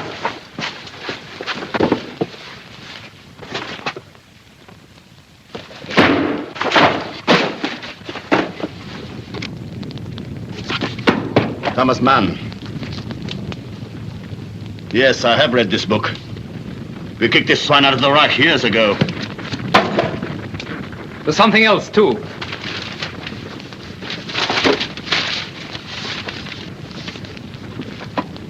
Blackfoot tribal customs. Think yourself lucky we don't burn you, too. Well, I never would have believed that grown-up men could behave like spiteful little schoolboys. Have I said something to annoy you? Then I forget anything reasonable annoys you. Open your mouth. One question, please. When Hitler's making a speech, just exactly what are your...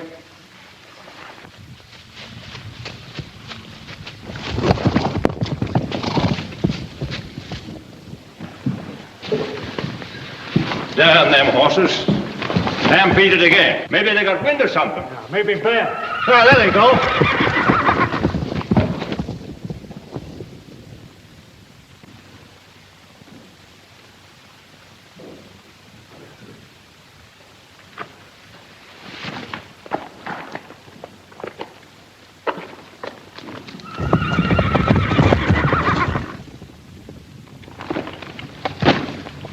Sorry.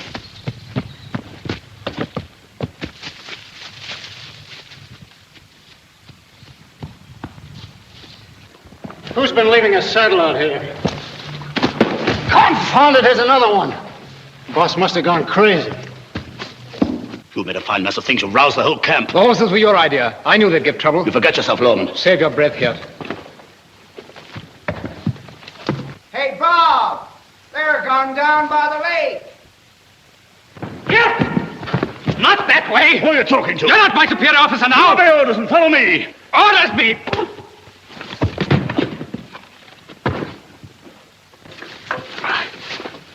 Come on, George. Art! Where are you? Here, Mr. Scott. On trail. By waterfall. Hurry! Okay, boss, coming. Bob. Noah. Yeah! Bob. Bob. Mr. Scott wants you. Okay.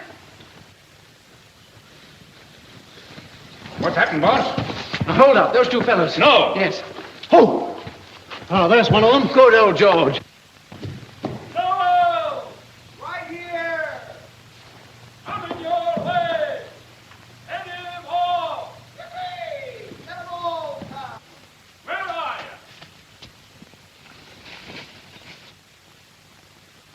Looks like he's lost it. Confound it. He's got it, the old gut-out. Come on.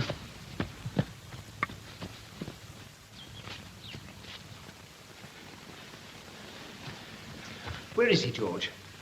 In the cave? Well, what are we waiting for? Let's get him. Which one of them two is it, boss? I don't know. Did you see George? Scott! All right, boss. I forgot to tell you, Art. He's got my coat, too. See that hole? That's going to cost him $7 before I let the Mounties get him. That means he's got 4 shots left. All right, Bob, I'll take over now. Okay, boss, but I don't think you ought to let me take stay any... with you, Mr. Scott. The papers say these men are killers. Yes, the Canadian papers.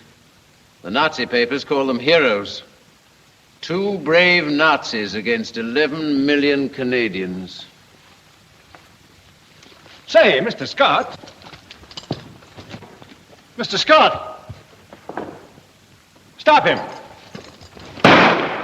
1.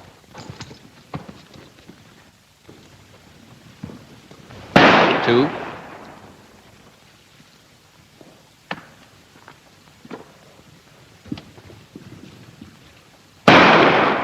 3.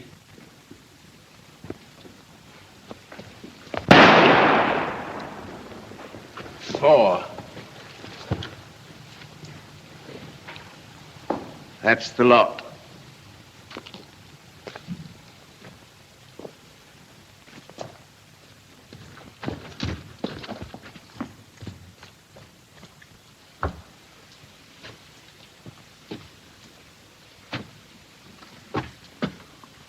Oh, it's you.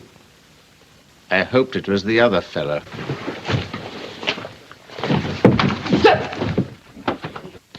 That's for Thomas Mann. That's for Matisse. That's for Picasso. And that's for me.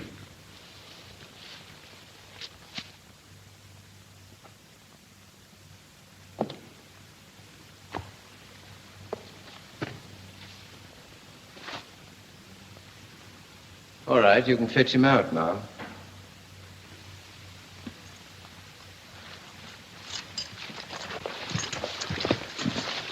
You all right, boss?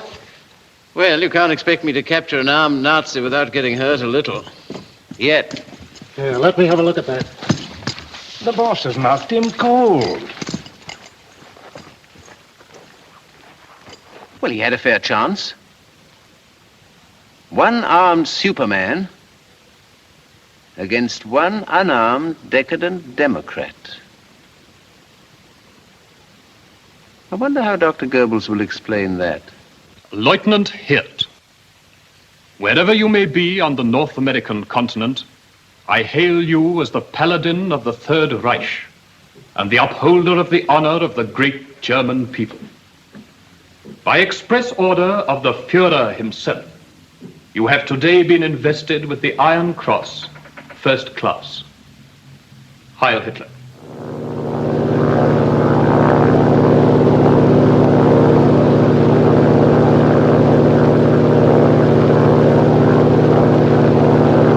Flash, Lethbridge, Alberta. Mounted police pick up trail of escaping Nazi. At Lethbridge Airport, Kenyon Field, it's been established that a man resembling the wanted man, Lieutenant Hirth, planed in yesterday on Trip 22 from Edmonton and Calgary. The hearts of all sympathizers with the German cause go out to Lieutenant Hirth, 1 man against 11 million. They know that even now the odds are not too heavy when the 1 man represents the might of the Third Reich and the 11 million a collapsing democracy.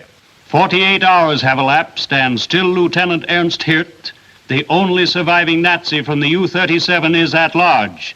The whole world's eyes are on southern Ontario. The question of the hour is, where is Hirth?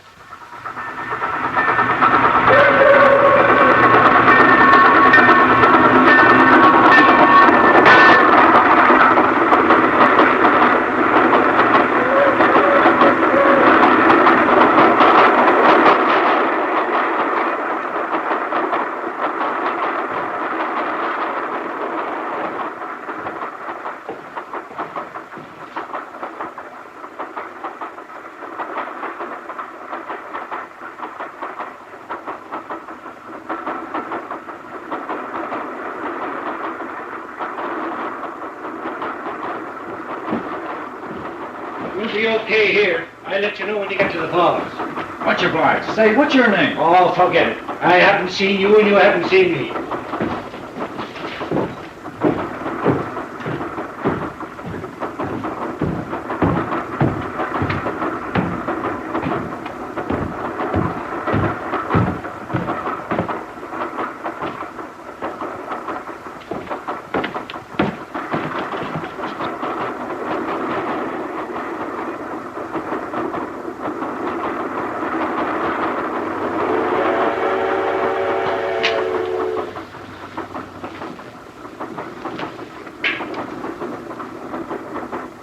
Hello?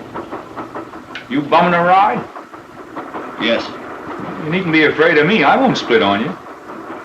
I'm not afraid. Looks like you got a nice private car. Have a cigarette.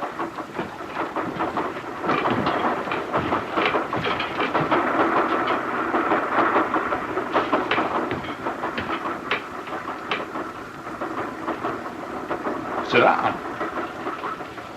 Thanks. Coming from Toronto? Yes. Living there, maybe? No. Quite a place, Toronto.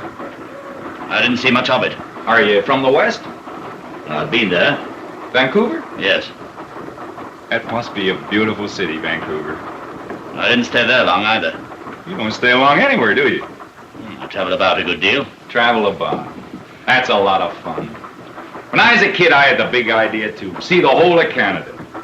But things don't work out the way you think. I save a bit of money, and what do? Put it in my pocket and start off down the road, my own boss, with the whole of Canada in front of me? Not on your life. I buy a bit of land up Beansville way, and that keeps me so busy, that's about all the Canada I see. Have a shot of Ontario wine. Catawba. I send the grapes to the winery from my own farm. Sherry type. Thank you. Got a kick like a mule. Where was I? Oh, yeah. Sometimes I think I'll take a holiday. But do I take a holiday? Not a bit of it. I take a wife.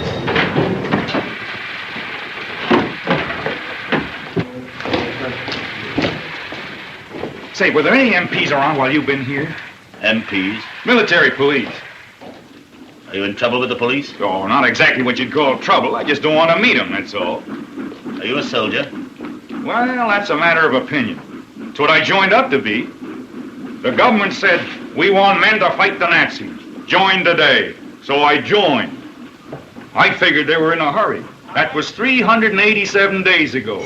4 divisions and a lot of drafts have gone overseas, and what's number B987642 doing?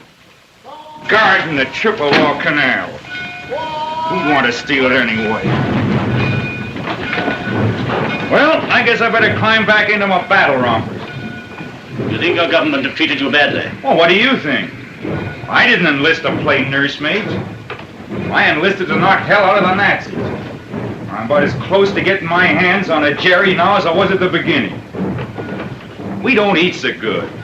Holy Mackinaw. Beef 3 times a day. Haven't tasted parsnips since I joined the army. I'm fond of parsnips, too. Why are you afraid of the police? Who's afraid of the police? Just overstayed my leave 8 days. That is a serious offense in wartime. 'Tis with my CO. You're a deserter. Deserter my Royal Canadian foot. I'm just independent.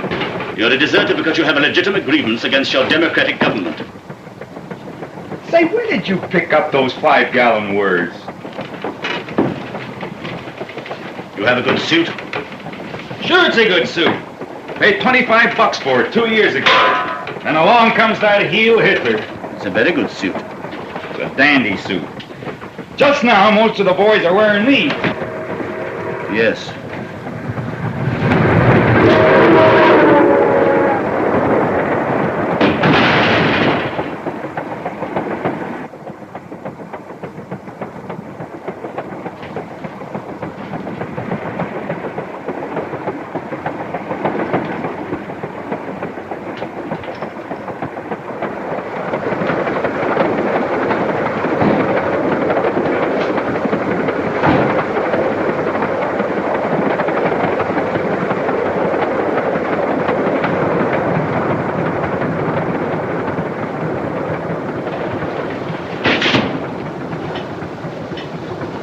My son of a... Stand up.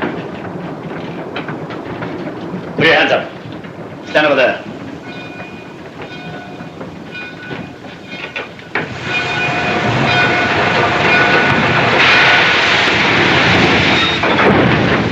Unless you're anxious to be shot, you wouldn't move. Perfectly ready to kill you or anyone else. Yeah, I can see, 14 grams of carbide. Don't move. 14 grams. Who's moving? 9 cans germicide. Okay. Forget everything checks all right. Okay, seal her up.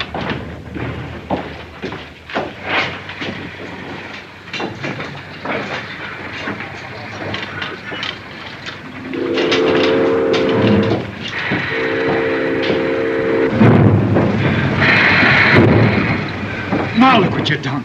I am a deserter now. What do you mean? They're taking us clear out of the country. Out of the country? Into the States. We're crossing the border now. Into America. Heil Hitler. Dirty Nazi. Yes, I'm a Nazi. Heil Hitler. One of them off the U-boat. Quite right, my friend. In 2 minutes, I shall be across the border. Once there were 6 of us. Now I represent them all. Field Marshal Goering has said, it doesn't matter as long as we have only 1 plane and 1 man left, so long as victory is ours. You hear that?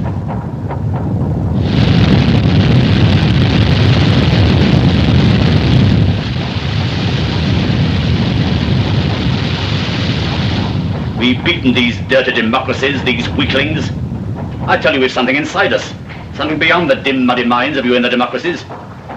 What do you know of the glorious mystical ties of blood and race that unite me with every German Aryan? When I step on American soil, I shall not be alone. Adolf Hitler and all the great German people will be with me. It's not the Canadian people we're against. It's your filthy government, the whole democratic system. You don't like it any more than I do. You don't like the job they've given you. You don't like the food. You said so yourself. Why, you spoon-fed louse. I can grouse about the food and the CO and anything I blame please. And that's more than you with your Gestapo and your stormtroopers and your Aryan bourgeois. Ah, nuts. What's the good of talking to you? You can't even begin to understand democracy. We own the right to be fed up with anything we damn please and say so out loud when we feel like it. When things go wrong, we can take it. We can dish it out, too.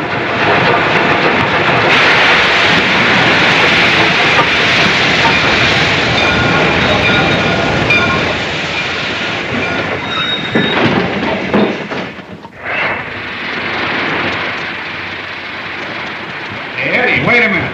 Hold the door.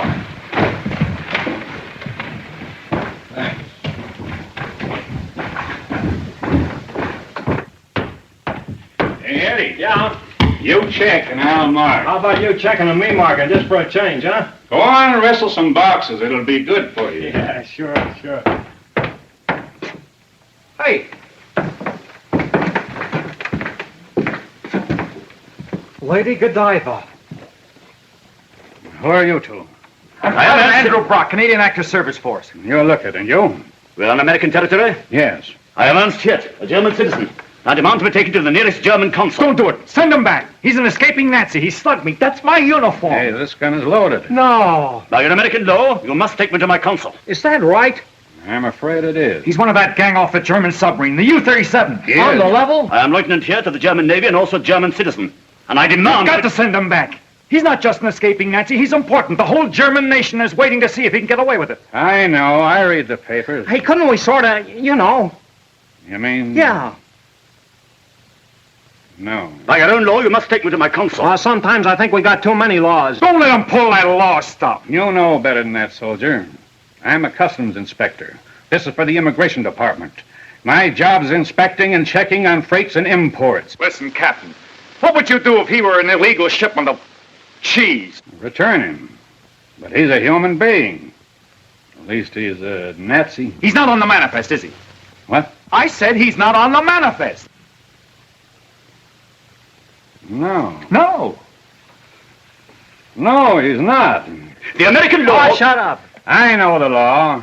It says imports are not admissible unless properly manifested. I find 2 items not listed. How do you check? Same way. 2 unlisted items. But your law refers to freight, not to persons. This is a freight car, and you're freight.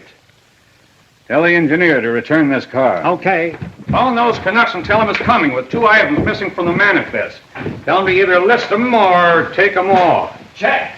Thanks, Colonel. Thanks a million. We've all got to do our duty, soldier. Now send your gun back to the Mounties. Okay. I don't need it. But I protest. You cannot do this. It's illegal. Sonny boy, I've done it. Hello, Macaulay. It's Eddie speaking. We're sending back car number 8772. Gee, you guys are getting careless. There's 2 items not in the manifest. Now, either list them or take them off.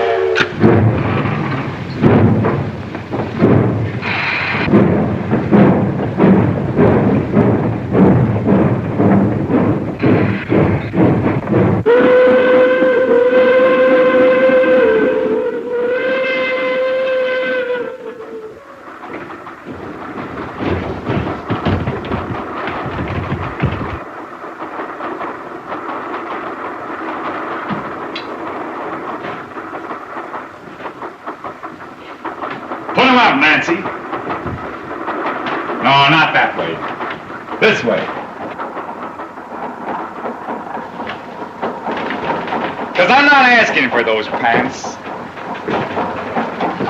I'm just taking them.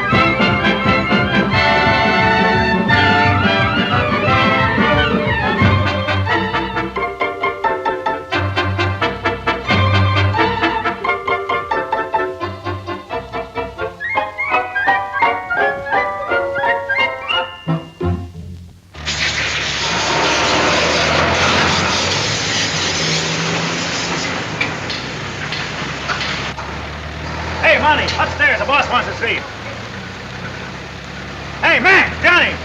Upstairs, the boss wants to see you. Hey, Louie! Hey, Louie! Hey!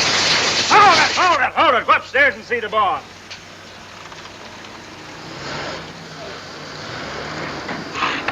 All right, you guys, break it up. Timey, Al, upstairs. See the boss. No,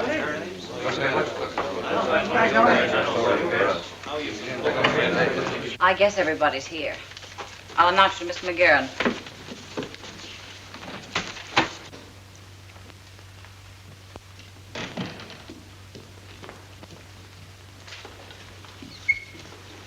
Miss McGarren. All right. Don't you ever miss? What's cooking, Goldilocks? Those drivers you sent for are outside. Oh, they are they? Send them in. Yes, Mr. Corbett.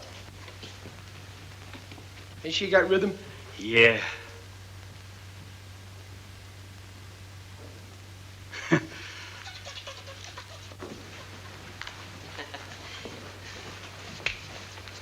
Toy change on the corner.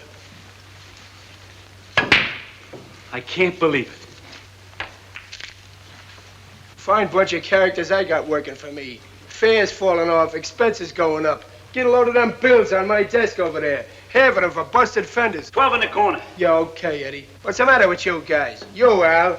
I was just loading a fare yesterday when a guy from Atlas rams me. I gets me out to see what's the damage. And the dirty robber, he snatches my fare and drives off. It wasn't my fault, boss. He was wrong. He got the fare, didn't he? Yeah, sure. Then you was in the wrong. He got the fare, you got the fender. Next time you get the gate.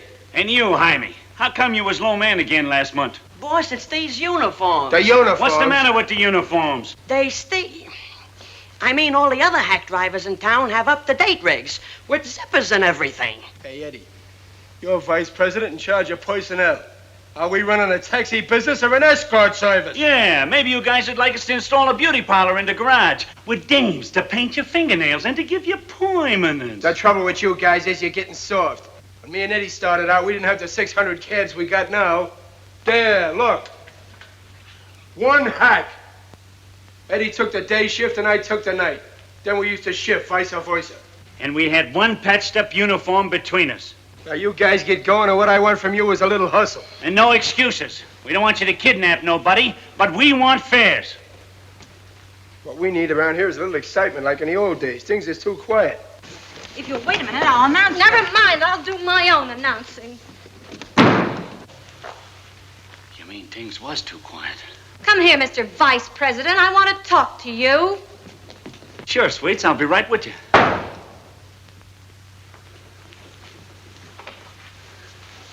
I wonder what's the matter with her now. Maybe you better marry her and find out. Yeah.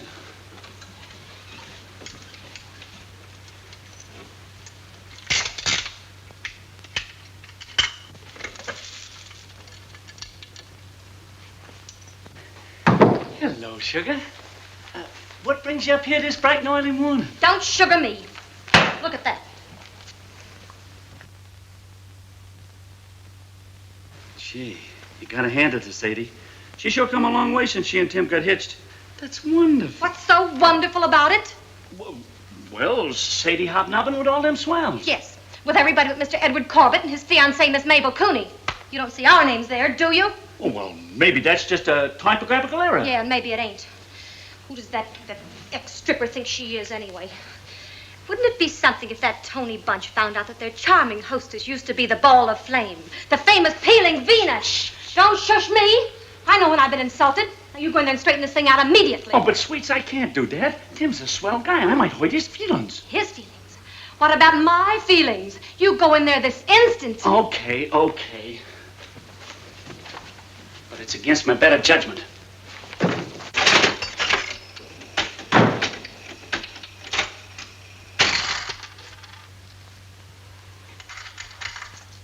Hey, this thing needs a repair job. It's paying off too big. Tim, I gotta talk to you a minute. Yeah, sure, go ahead. It's about that party your old lady's throwing tonight. Huh? Well, there's a little misunderstanding.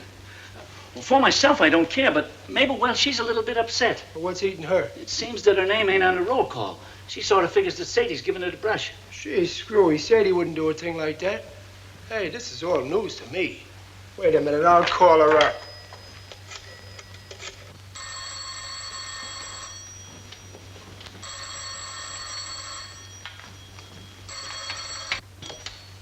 McGivern residence. Oh, I'm sorry. This must be the wrong number.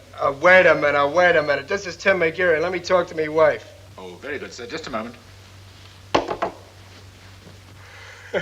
I can never get used to that doggone butler.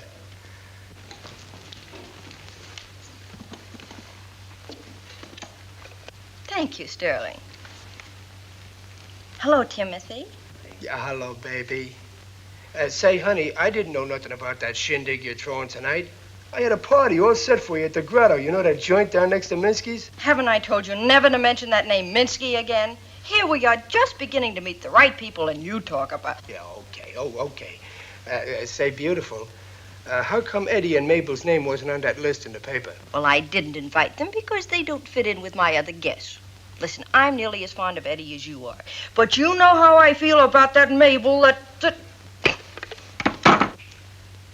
Yeah, sure. Yeah, I'll tell him. Yeah, goodbye. Sadie's all puzzled. She can't figure out what happened to your invites. Anyway, she insisted you and Mabel be there tonight. Thanks, pal. You're welcome.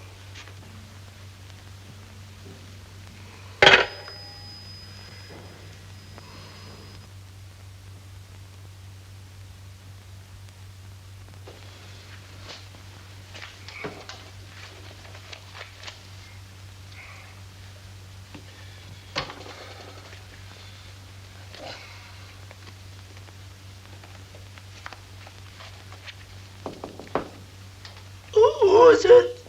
Sterling, sir. Come in, Sterling. Mrs. McGivern wishes me to announce that most of the guests have arrived. She wondered what was delaying you, sir. Give me a hand, will you? Of course.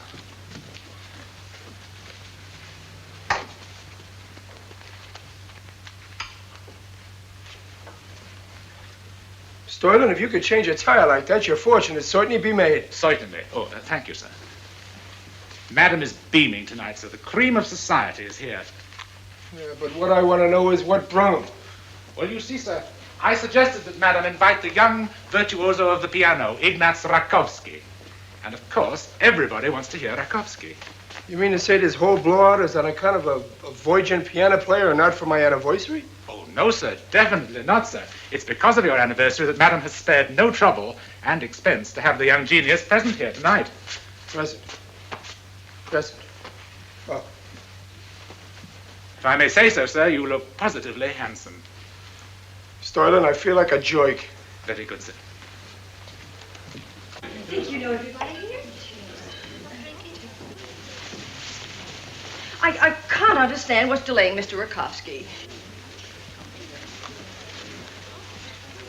Hiya.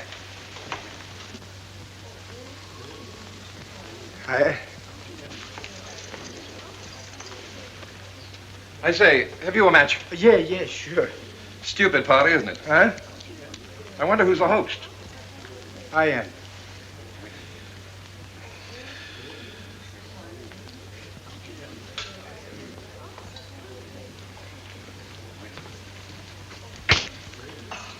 Oh, there you are. Timothy, I want you to meet Jonathan McFeeder, the famous music critic. This is my husband. How do you do? How do you do, Mr. McGurn? Mr. Ignaz Ivanovich Rakowski. Oh, excuse me, gentlemen. Mr. Rakowski, I am delighted. Hey, am I nuts or is that a muff he's wearing? Oh, yes, indeed. Always wears it before he plays. Helps the circulation. Well, it ain't doing mine any good. Mrs. Bledsoe III, Mr. Rakowski. Charmed. Mr. Bledsoe III. Charmed. And Mr. Harrington. Charmed. Hello, Ignaz. Timothy, I want you to meet the great pianist, Ignaz Rakowski. This is my husband. It's an honor. Don't make... Oh! My hand, she's crushed. My career, she's threatened. Oh, gee, Pella, I'm sorry. I guess I don't know my own strength. You must excuse my husband. He is so virile. Oh, that's terrible, ain't it? How about a drink? Lead on, Macduff. The name's McGivern. How about some of that? I'll try anything once. Let me shake the hand that shook the hand of Ignaz Ivanovich Rakovsky. Should have been his neck. Don't you like him? I hate him. I hate all musicians. I hate music. But you're a music critic, ain't you? That's why. You should read my reviews. I murder them. Miss Mabel Cooney and Mr. Edward Corbett. Yes,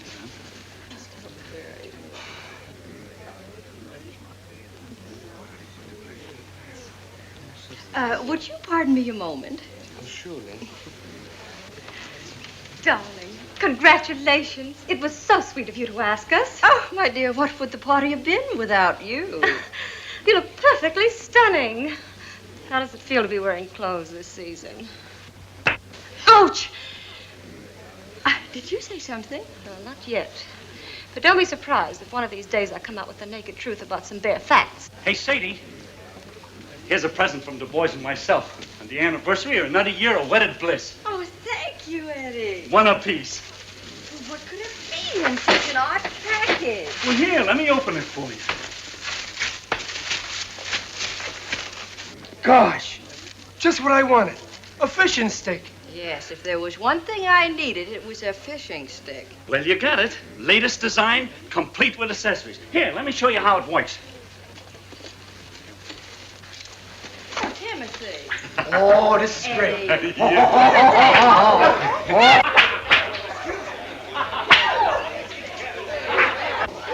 Look out, Trout. Herring for dinner. Yeah, herring. Please, not in the drawing room. I'm so sorry. Hey, I know just a place that's right ease out. Come on, let's get out of the parlor. Yeah.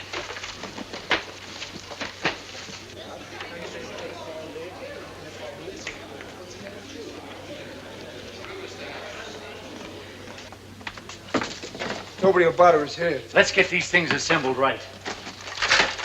Boy, they sure come with a lot of spare parts, don't they?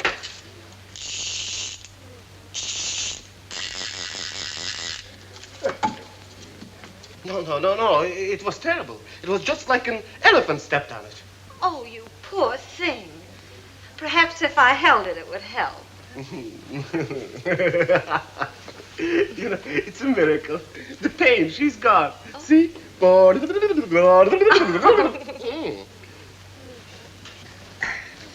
Ain't that pretty? Yeah, look, a wiggler.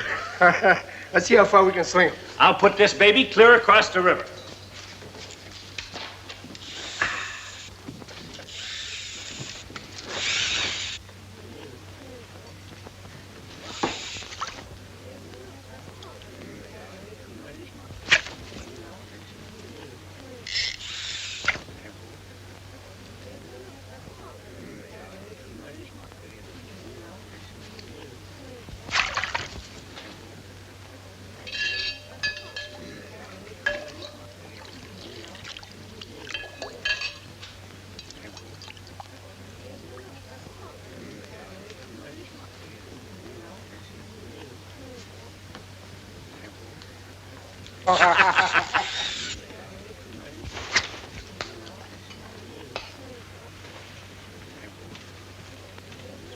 Hey, I got something. What is it? Looks like a skirt to me. Uh-oh.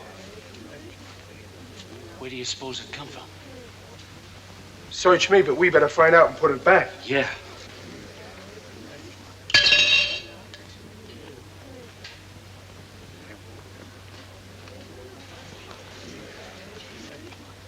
You get behind the curtain. I'll get her over here.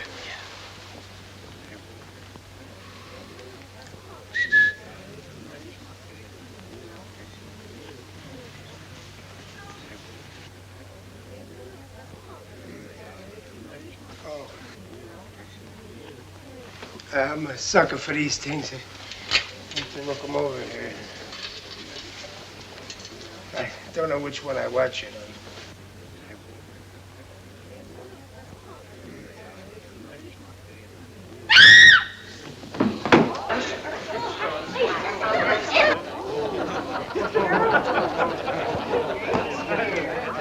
Excuse me, madam. Pardon me. Why, who did?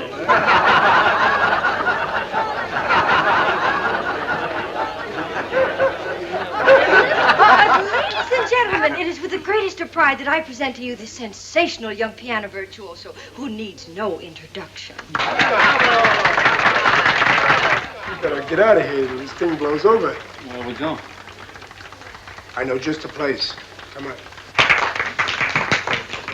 Where is the check?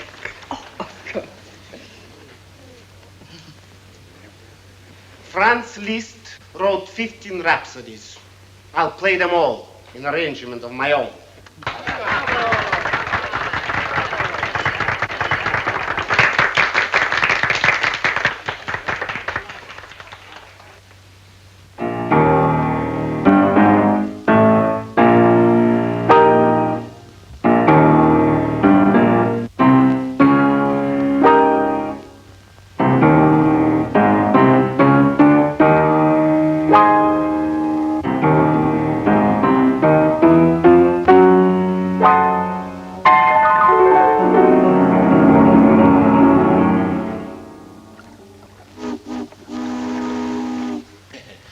Sure glad I'm down here. Yeah, mighty handy having a place to fish right in your own front yard. Yeah, but there don't seem to be no fish here. Maybe we're using the wrong kind of bait.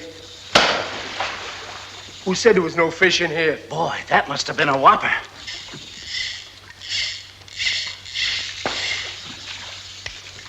I got it! I got it! It must be a tarpon.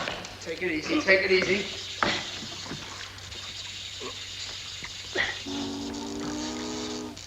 Hey, what kind of fish is that? It's got hair on it. Maybe it's a mermaid. It's a goyle. A goyle?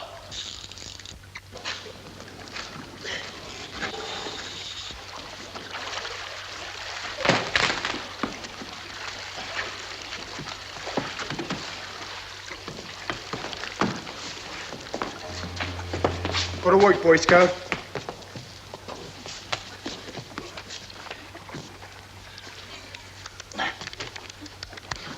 I felt a quiver. She's coming out of it all right. Keep on working.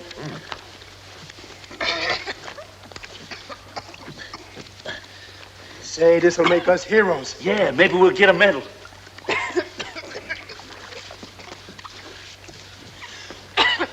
Gee, that was a close one, sister. You thank your lucky stars we was around. Why did you do it? Well, we didn't do nothing. We only saved your life. Saved my life. You ruined it. That's what you did. Now, wait a minute. Why, Wait a if it hadn't have been for us, you'd be down I'd in... be dead and happy. We could throw it back in. Listen, it took me days to get up enough nerve to jump in that river. And now you guys had to come along and spoil everything. Look at this dress. It's ruined. The only one I had. I haven't any family. I haven't any friends. I'm broke. And I suppose I should thank you for what you did. Oh, gee. We didn't know that. Well, now that you've got me, what are you going to do with me? Do with you? Why, we don't know what to do with. When I jumped the river, my life was over. I threw it away. You found it. Now it's yours. You can do whatever you want with it. Well, now, wait a minute. She's screwy. Let's get out of here. Oh, no, you don't. You try running out on me, and I'll scream so loud I'll have every cop in the neighborhood here. Oh, now, look, girlie, you wouldn't do a thing like that. Oh, wouldn't I? I tell him you pushed me in the river. I tell him you hit me. I tell him... Let's beat it. She's getting historical. Oh, no, I'm not. I know exactly what I'm doing. What's going on down there? Why nothing, officer, nothing. We was just having a little fishing party. You always wear them clothes when you go fishing? How come this lady is all wet? And who's doing all the yelling? Yeah, well, you see, officer, this lady, I mean his girlfriend, she was watching us and she fell in. You sure she wasn't pushed in? Oh, no, she slipped and... We was just going to take her home and get her some dry clothes. Well, come on, then. Do you want her to catch pneumonia? Oh, no. Here, honey, take my coat. Here, put it right around your shoulders. Come on. Yeah, we don't want you to catch cold.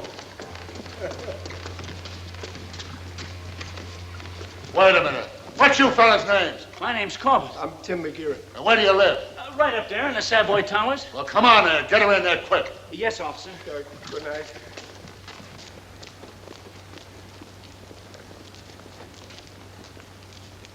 Hey!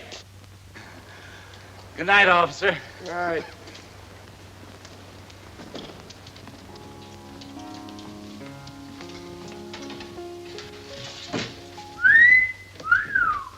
Say, this is swell. Nice place. I'm gonna like it. You ain't gonna be here long enough to get used to it. Now listen, sister, I'm tired playing games. Just what is your racket? Who are you, anyway? I'm the Brooklyn Orchid. Yeah, what's that? Don't you ever read the papers or see the newsreels?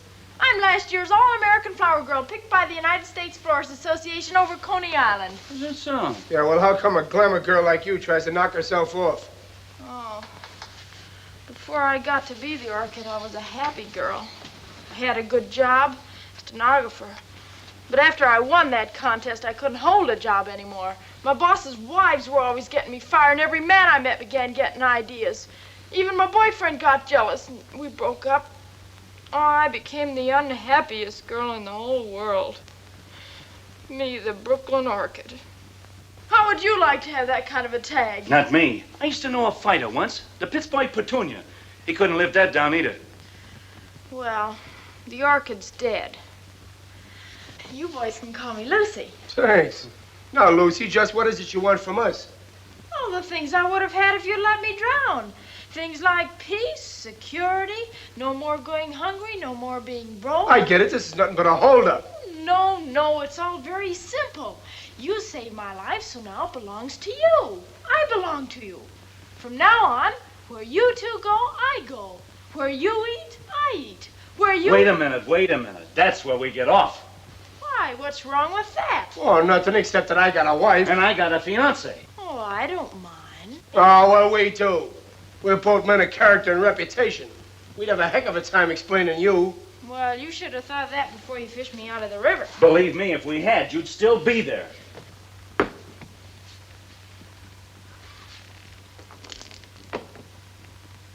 First of all, I need some dry clothes. I'm sure you could get me a few of your wife's things. Wait a minute, not so fast. There's a bathrobe in the closet. And don't leave your wet things lying around. Just stay here, we'll get you some dry stuff. We better take the shortcut, then nobody will see us. Yeah.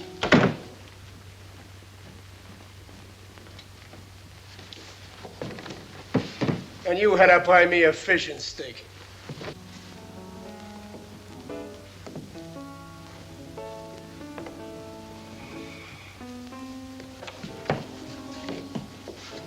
We ain't had to do this since the last cab driver's ball. Yeah, but that night I had to carry on my back.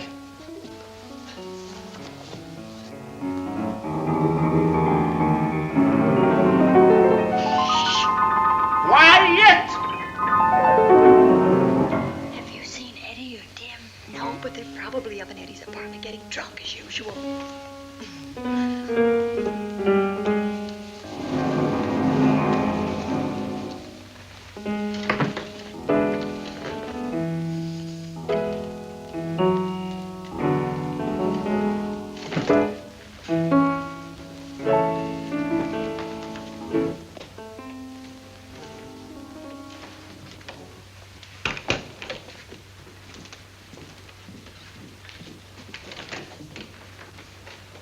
Gee, do dames wear all this? Sure. Well, what'll we take? Let's play safe and take one of each. Mix them up, huh? Yeah.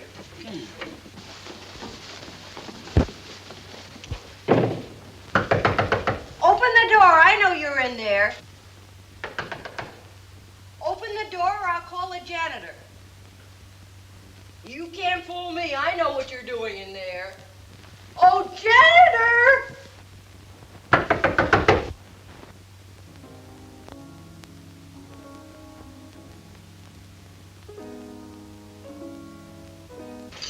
Don't look bad. Nah, don't let. We already got 3 of those. Looks like we got a full load. Yeah, come on, let's go.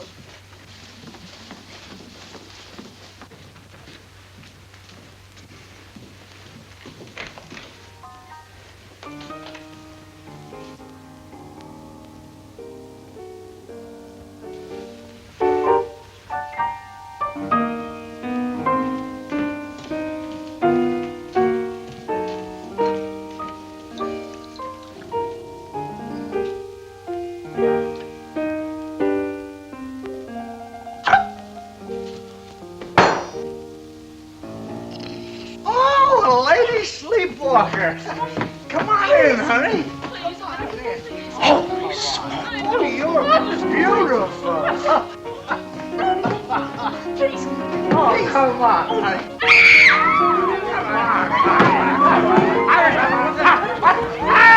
Police!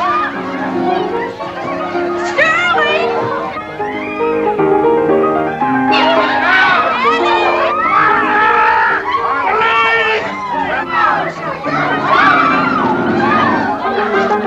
Taxpayer! You can't do that to me!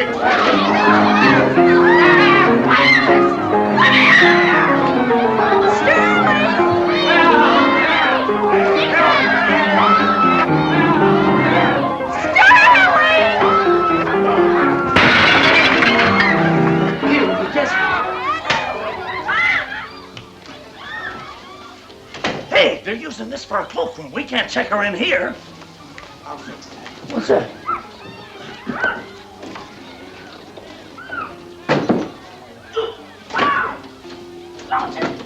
What's the matter with the lights? They're up, madam. Well, see where they went. I mean, fix them. Very good, madam. I'll try. No! Pipe down. Damn him! Damn it! Damn it!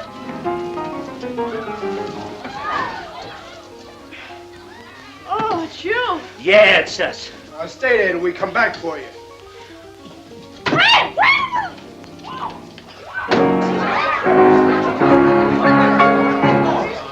Silence!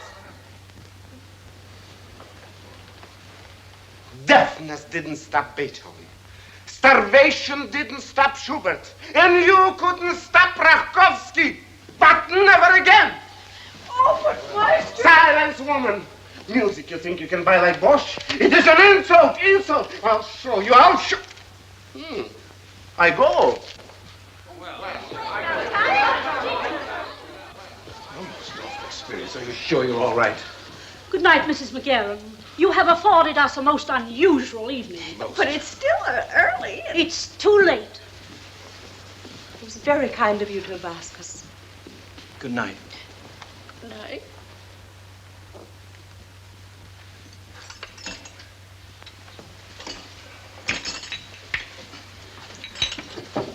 They'll be sending us these if we don't get that dame out of that wall bed. Yeah, we ain't gonna be able to smell them either. Yeah, but how are we gonna get her out of here? The only way is to get Sadie and Mabel out first. Yeah.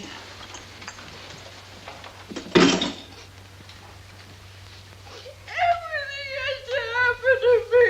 Oh, don't take it so hard, sweets. I'll tell you what we'll do.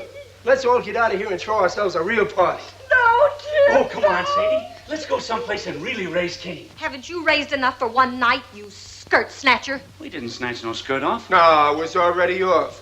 The dame drops the skirt, so he picks it up and tries to cover her embarrassment. Now, like I was saying, honey, Why did you run out on the party? Yes, where were you?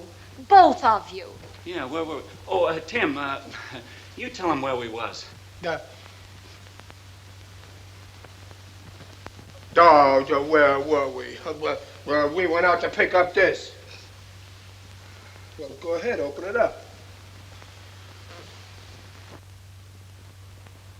Oh, Tim, they're beautiful. Oh. They look almost real, don't they? What do you mean? Them rocks set Tim back plenty. Yeah, but nothing's too good for my baby. I'll tell you what we do, honey. We go to the classiest nice spot in town, and then you can show these off. Huh? Oh, thanks, dear. But not tonight. Help! Let me out of here! I'm stuttering! Somebody do something!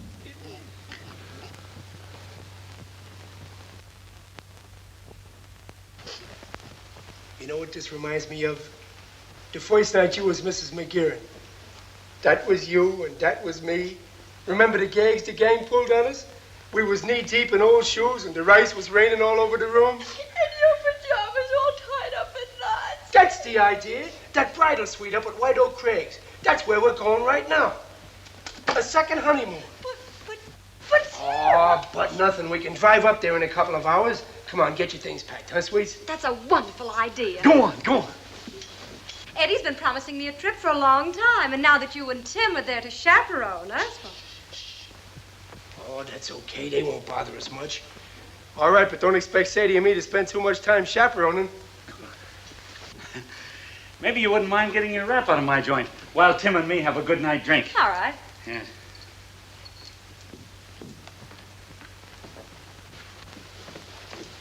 How are we gonna get rid of her with this? You keep an eye peeled for the girls. I'll handle the squirt.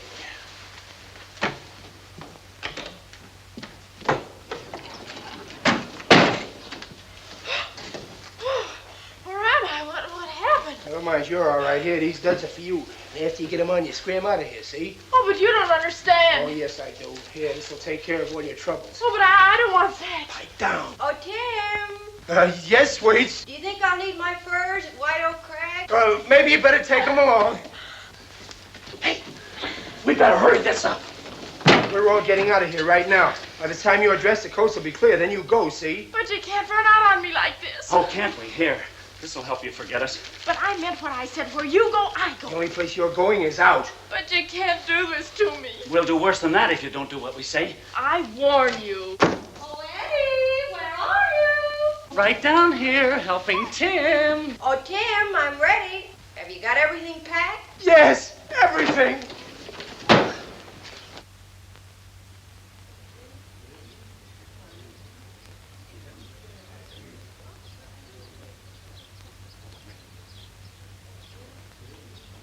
Da-dum-da-da, da-dum-da-da, da-dum-da-da-da-dum-da-da-da-dum-da-da.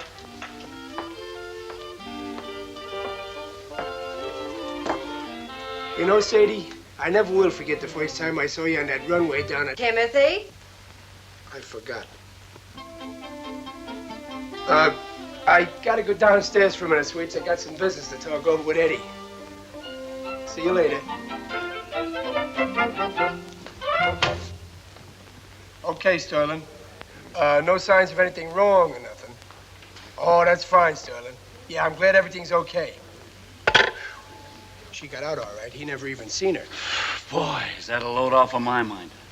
Suffering spark plugs. What's that? Them's the biggest spaniels I ever seen. Good morning, Mr. Goodwin. Going for a climb? Scaling Hunter's Peak. Maybe. Hey, I know who that guy is. That's that society screwball Sadie's always talking about. Tommy Goodweek. Oh, yeah, the guy that throws them champagne bathing parties and changes his dames with his shirts.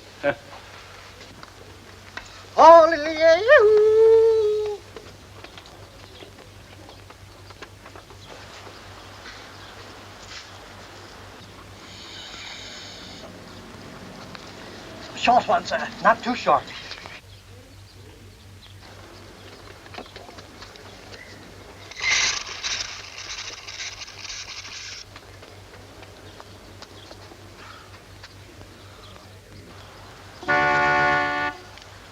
Look, Tim. One of our halls, way up here. Hey, that's some fair. That's liable to bust a meter. You said it. Some mama. Thank you very much. It's her, the Orchid.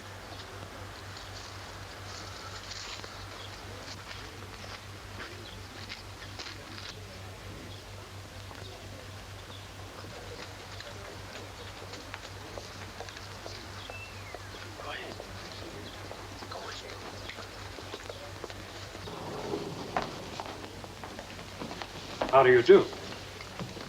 Is there a Mr. McGurn and a Mr. Corbett stopping here? Oh, yes, they are. Goody.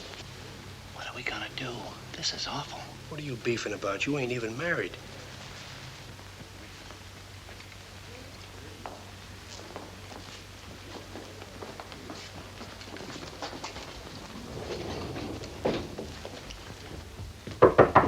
Come in. Oh, here you are already. What's the meaning of this? I got tired sleeping standing up in that wall bed. What's the idea of following us? I told you boys last night. Where you went, I went. Well, here I am. But you can't do this. My wife is here. And so is my fiance. Don't worry, I won't embarrass you. Look, you're getting out of here fast. No. This is the first time in a whole year I've had a chance to enjoy myself. But can't you go someplace else to do that? Don't worry, I won't embarrass you. No. This is the first time in a whole year I've had a chance to enjoy myself. But can't you go someplace else to do that? And let you out of my sight? Oh, no. You two are my good fairies.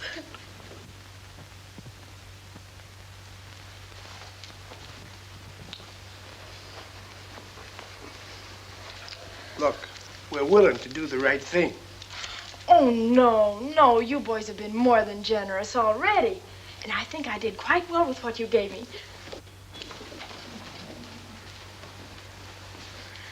Nice, huh? Yeah, you look okay. And you haven't seen the rest of it. Just wait till I show you. Listen, we'll meet you halfway. Now, supposing we let you stay here for a while, and supposing when we get back to town, we get you a job. Yeah, a permanent one. Will you leave us alone then? Maybe. But as long as you're here, you gotta stay away from us. You mustn't even talk to us. Oh, I couldn't have any fun that way. I don't know anybody. Not so fast, not so fast. For you, Miss Gibbs. Oh, thank you.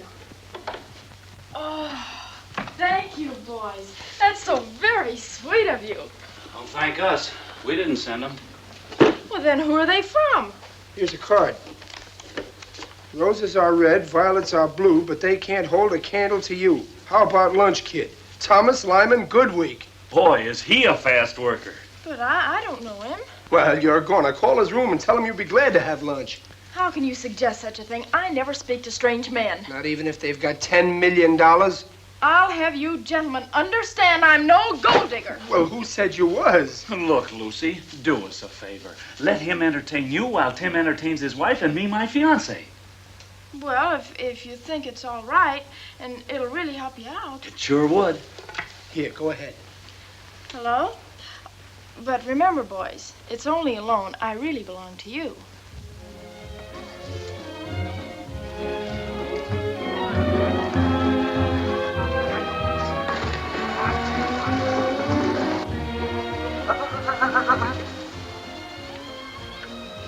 This unromantic chair should really be a throne, a golden throne. I really shouldn't do this. I hardly know you. Oh, nonsense. Everybody knows me. I'm a national institution. In fact, a lot of people think I ought to be in one. Hello, dear. You don't mind if I sit down, do you? You're down, aren't you?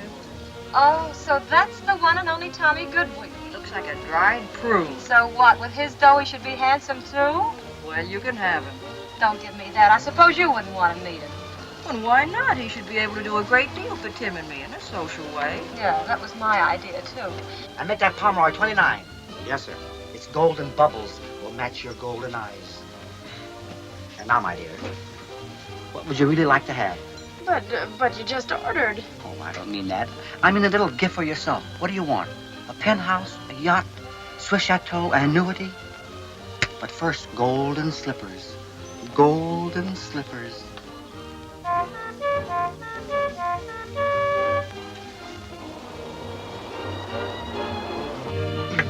You'll have to pardon me for a moment. There's some affairs of state I forgot to attend to. But I'll be back. I'll be back, and then you just try to get rid of me.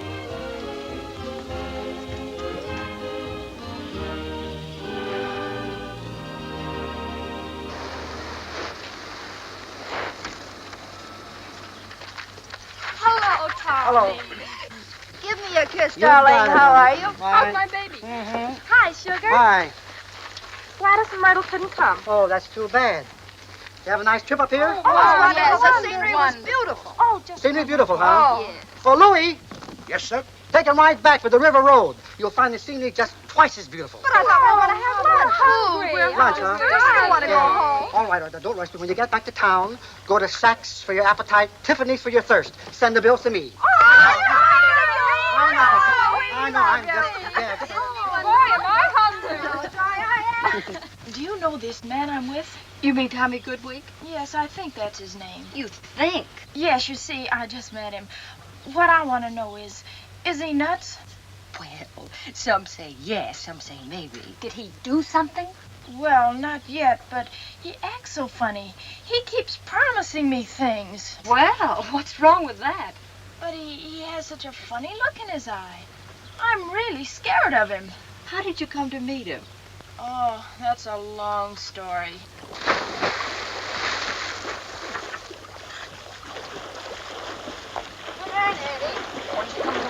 Hey!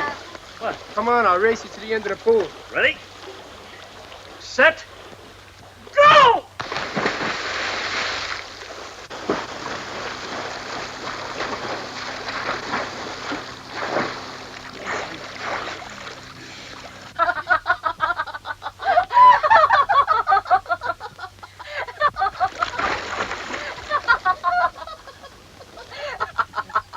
You mean they wouldn't care if they knew you were here with somebody like Tommy Goodweek? Oh, no, they're very broad-minded. Utterly unbelievable. Who are they? Oh, I couldn't tell you their names. That wouldn't be nice. Did you tell Goodweek anything about this? Oh, yes. Everything. What'd he say? Nothing. He didn't seem to think it unusual. He wouldn't. And I wouldn't be too sure about those two fellows. They sound like a couple of wolves to me. Wolves? Do you really think so? Just remember, dear, nobody does anything for nothing, especially men. Good evening, Mr. Goodley. This way, please. We'll dance our way over. What a dancer. Why don't you follow me? That's what I've been doing for years.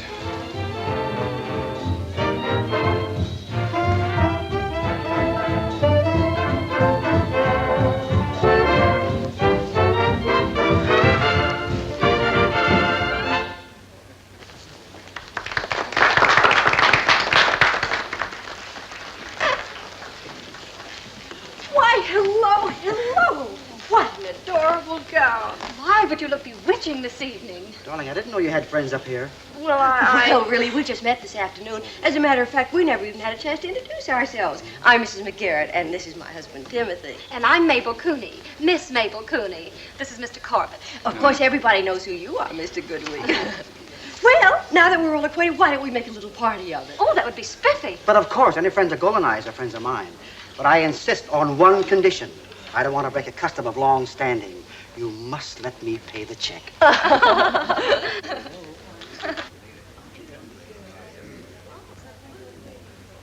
What's the matter with you? You look like you're dying. I am. The last time, will you snap out of it? I told you before, I don't feel so good. I want to go to bed. I really can't get over it. I can't get over it. Oh, for what? This little girl's amazing experience. Go ahead and tell him, dear. Oh, I'd rather not. Oh, go on. If it's the experience you told us about this afternoon, go ahead. The boys would love it. Please, no, Would you believe it? She was dead once, and a couple of good fairies brought her back to life. Oh, don't let Sadie give you the willies. She wasn't really dead, just almost. And the fairies wore pads. A couple of guys that fished her out of the water. That reminds me of a story I heard once. Tim, please don't interrupt. This is going to kill you. After the two Boy Scouts saved her from drowning, they took her to an apartment and hit her right under the nose of one of their wives. Oh, but Sadie missed the point. It's how they hit her. I bet you can't guess where. Hey, Tim, you guess. It's your turn. I'd give up. In a wool bed.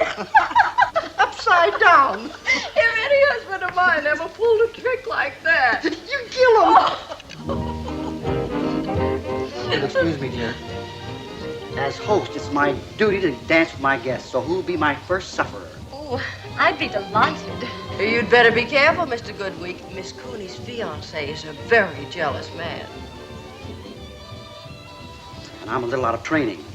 Perhaps you'll do me the honor, Mrs. McGarren, if your husband doesn't object. Oh, no, go right ahead. I got every confidence in my Sadie.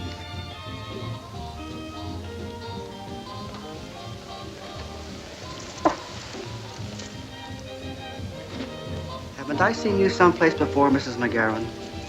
Oh, that's strange. I've been trying to associate you with London, or perhaps... It could have been the first row at... so sorry. Oh, my foot. You let me help you. Help me. How can you help me? Now I'll have to go upstairs and change. Oh, clumsy of me.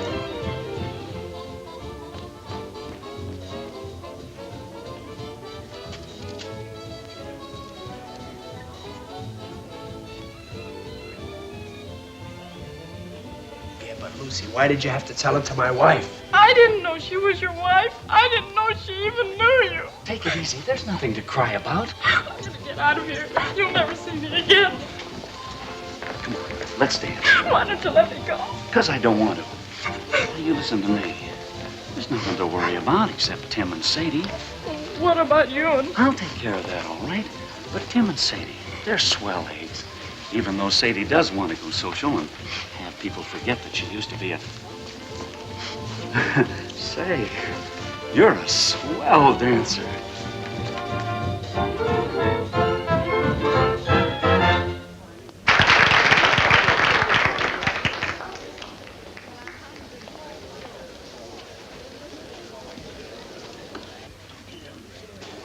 Ladies and gentlemen, I have a big surprise for you. Now hold on to your seats. Here it comes. Who do you think is one of our guests tonight? None other than that Broadway bombshell, the never-to-be-forgotten Ball of Flame.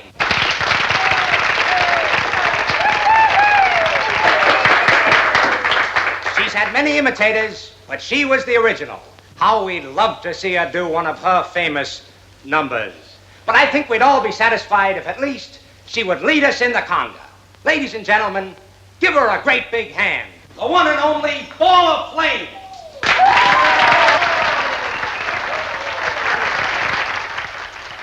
It's the work of Mabel. What do you mean?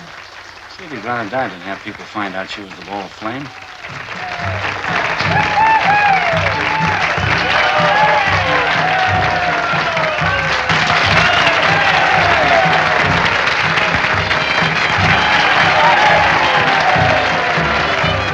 You're okay, kid.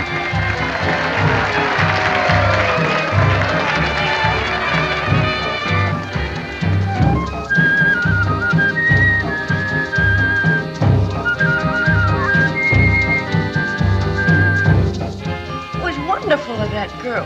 Why did you suppose she did it? Well, I guess she seen how embarrassed you was. Your little scheme sort of backfired, didn't it? What do you mean, backfired? You know what I mean. What's more, Tim and Sadie are my best pals. You and me is washed up. That's just fine.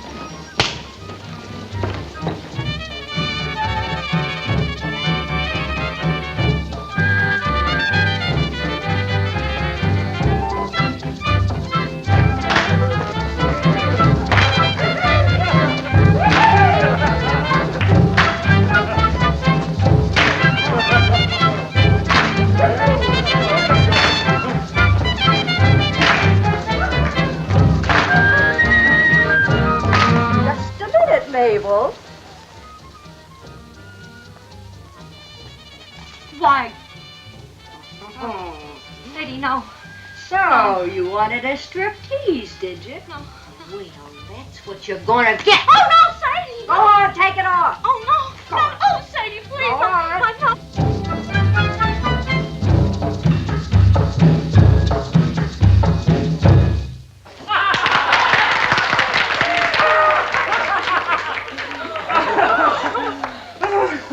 Hey, where's Sadie? I don't know. Mabel went out that way. You don't suppose that... Sadie, no! No! Ah! No! No! Ah! What happened? What's the matter? Nothing. Everything's fine. No, like it!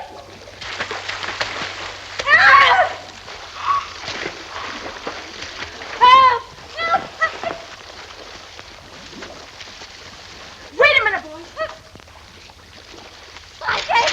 Wait a minute, boys. Here, do yourself.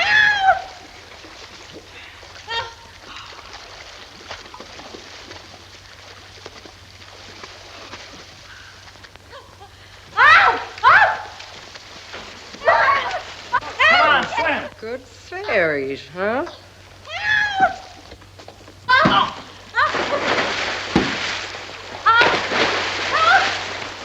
That'll be the last howl out of those wolves.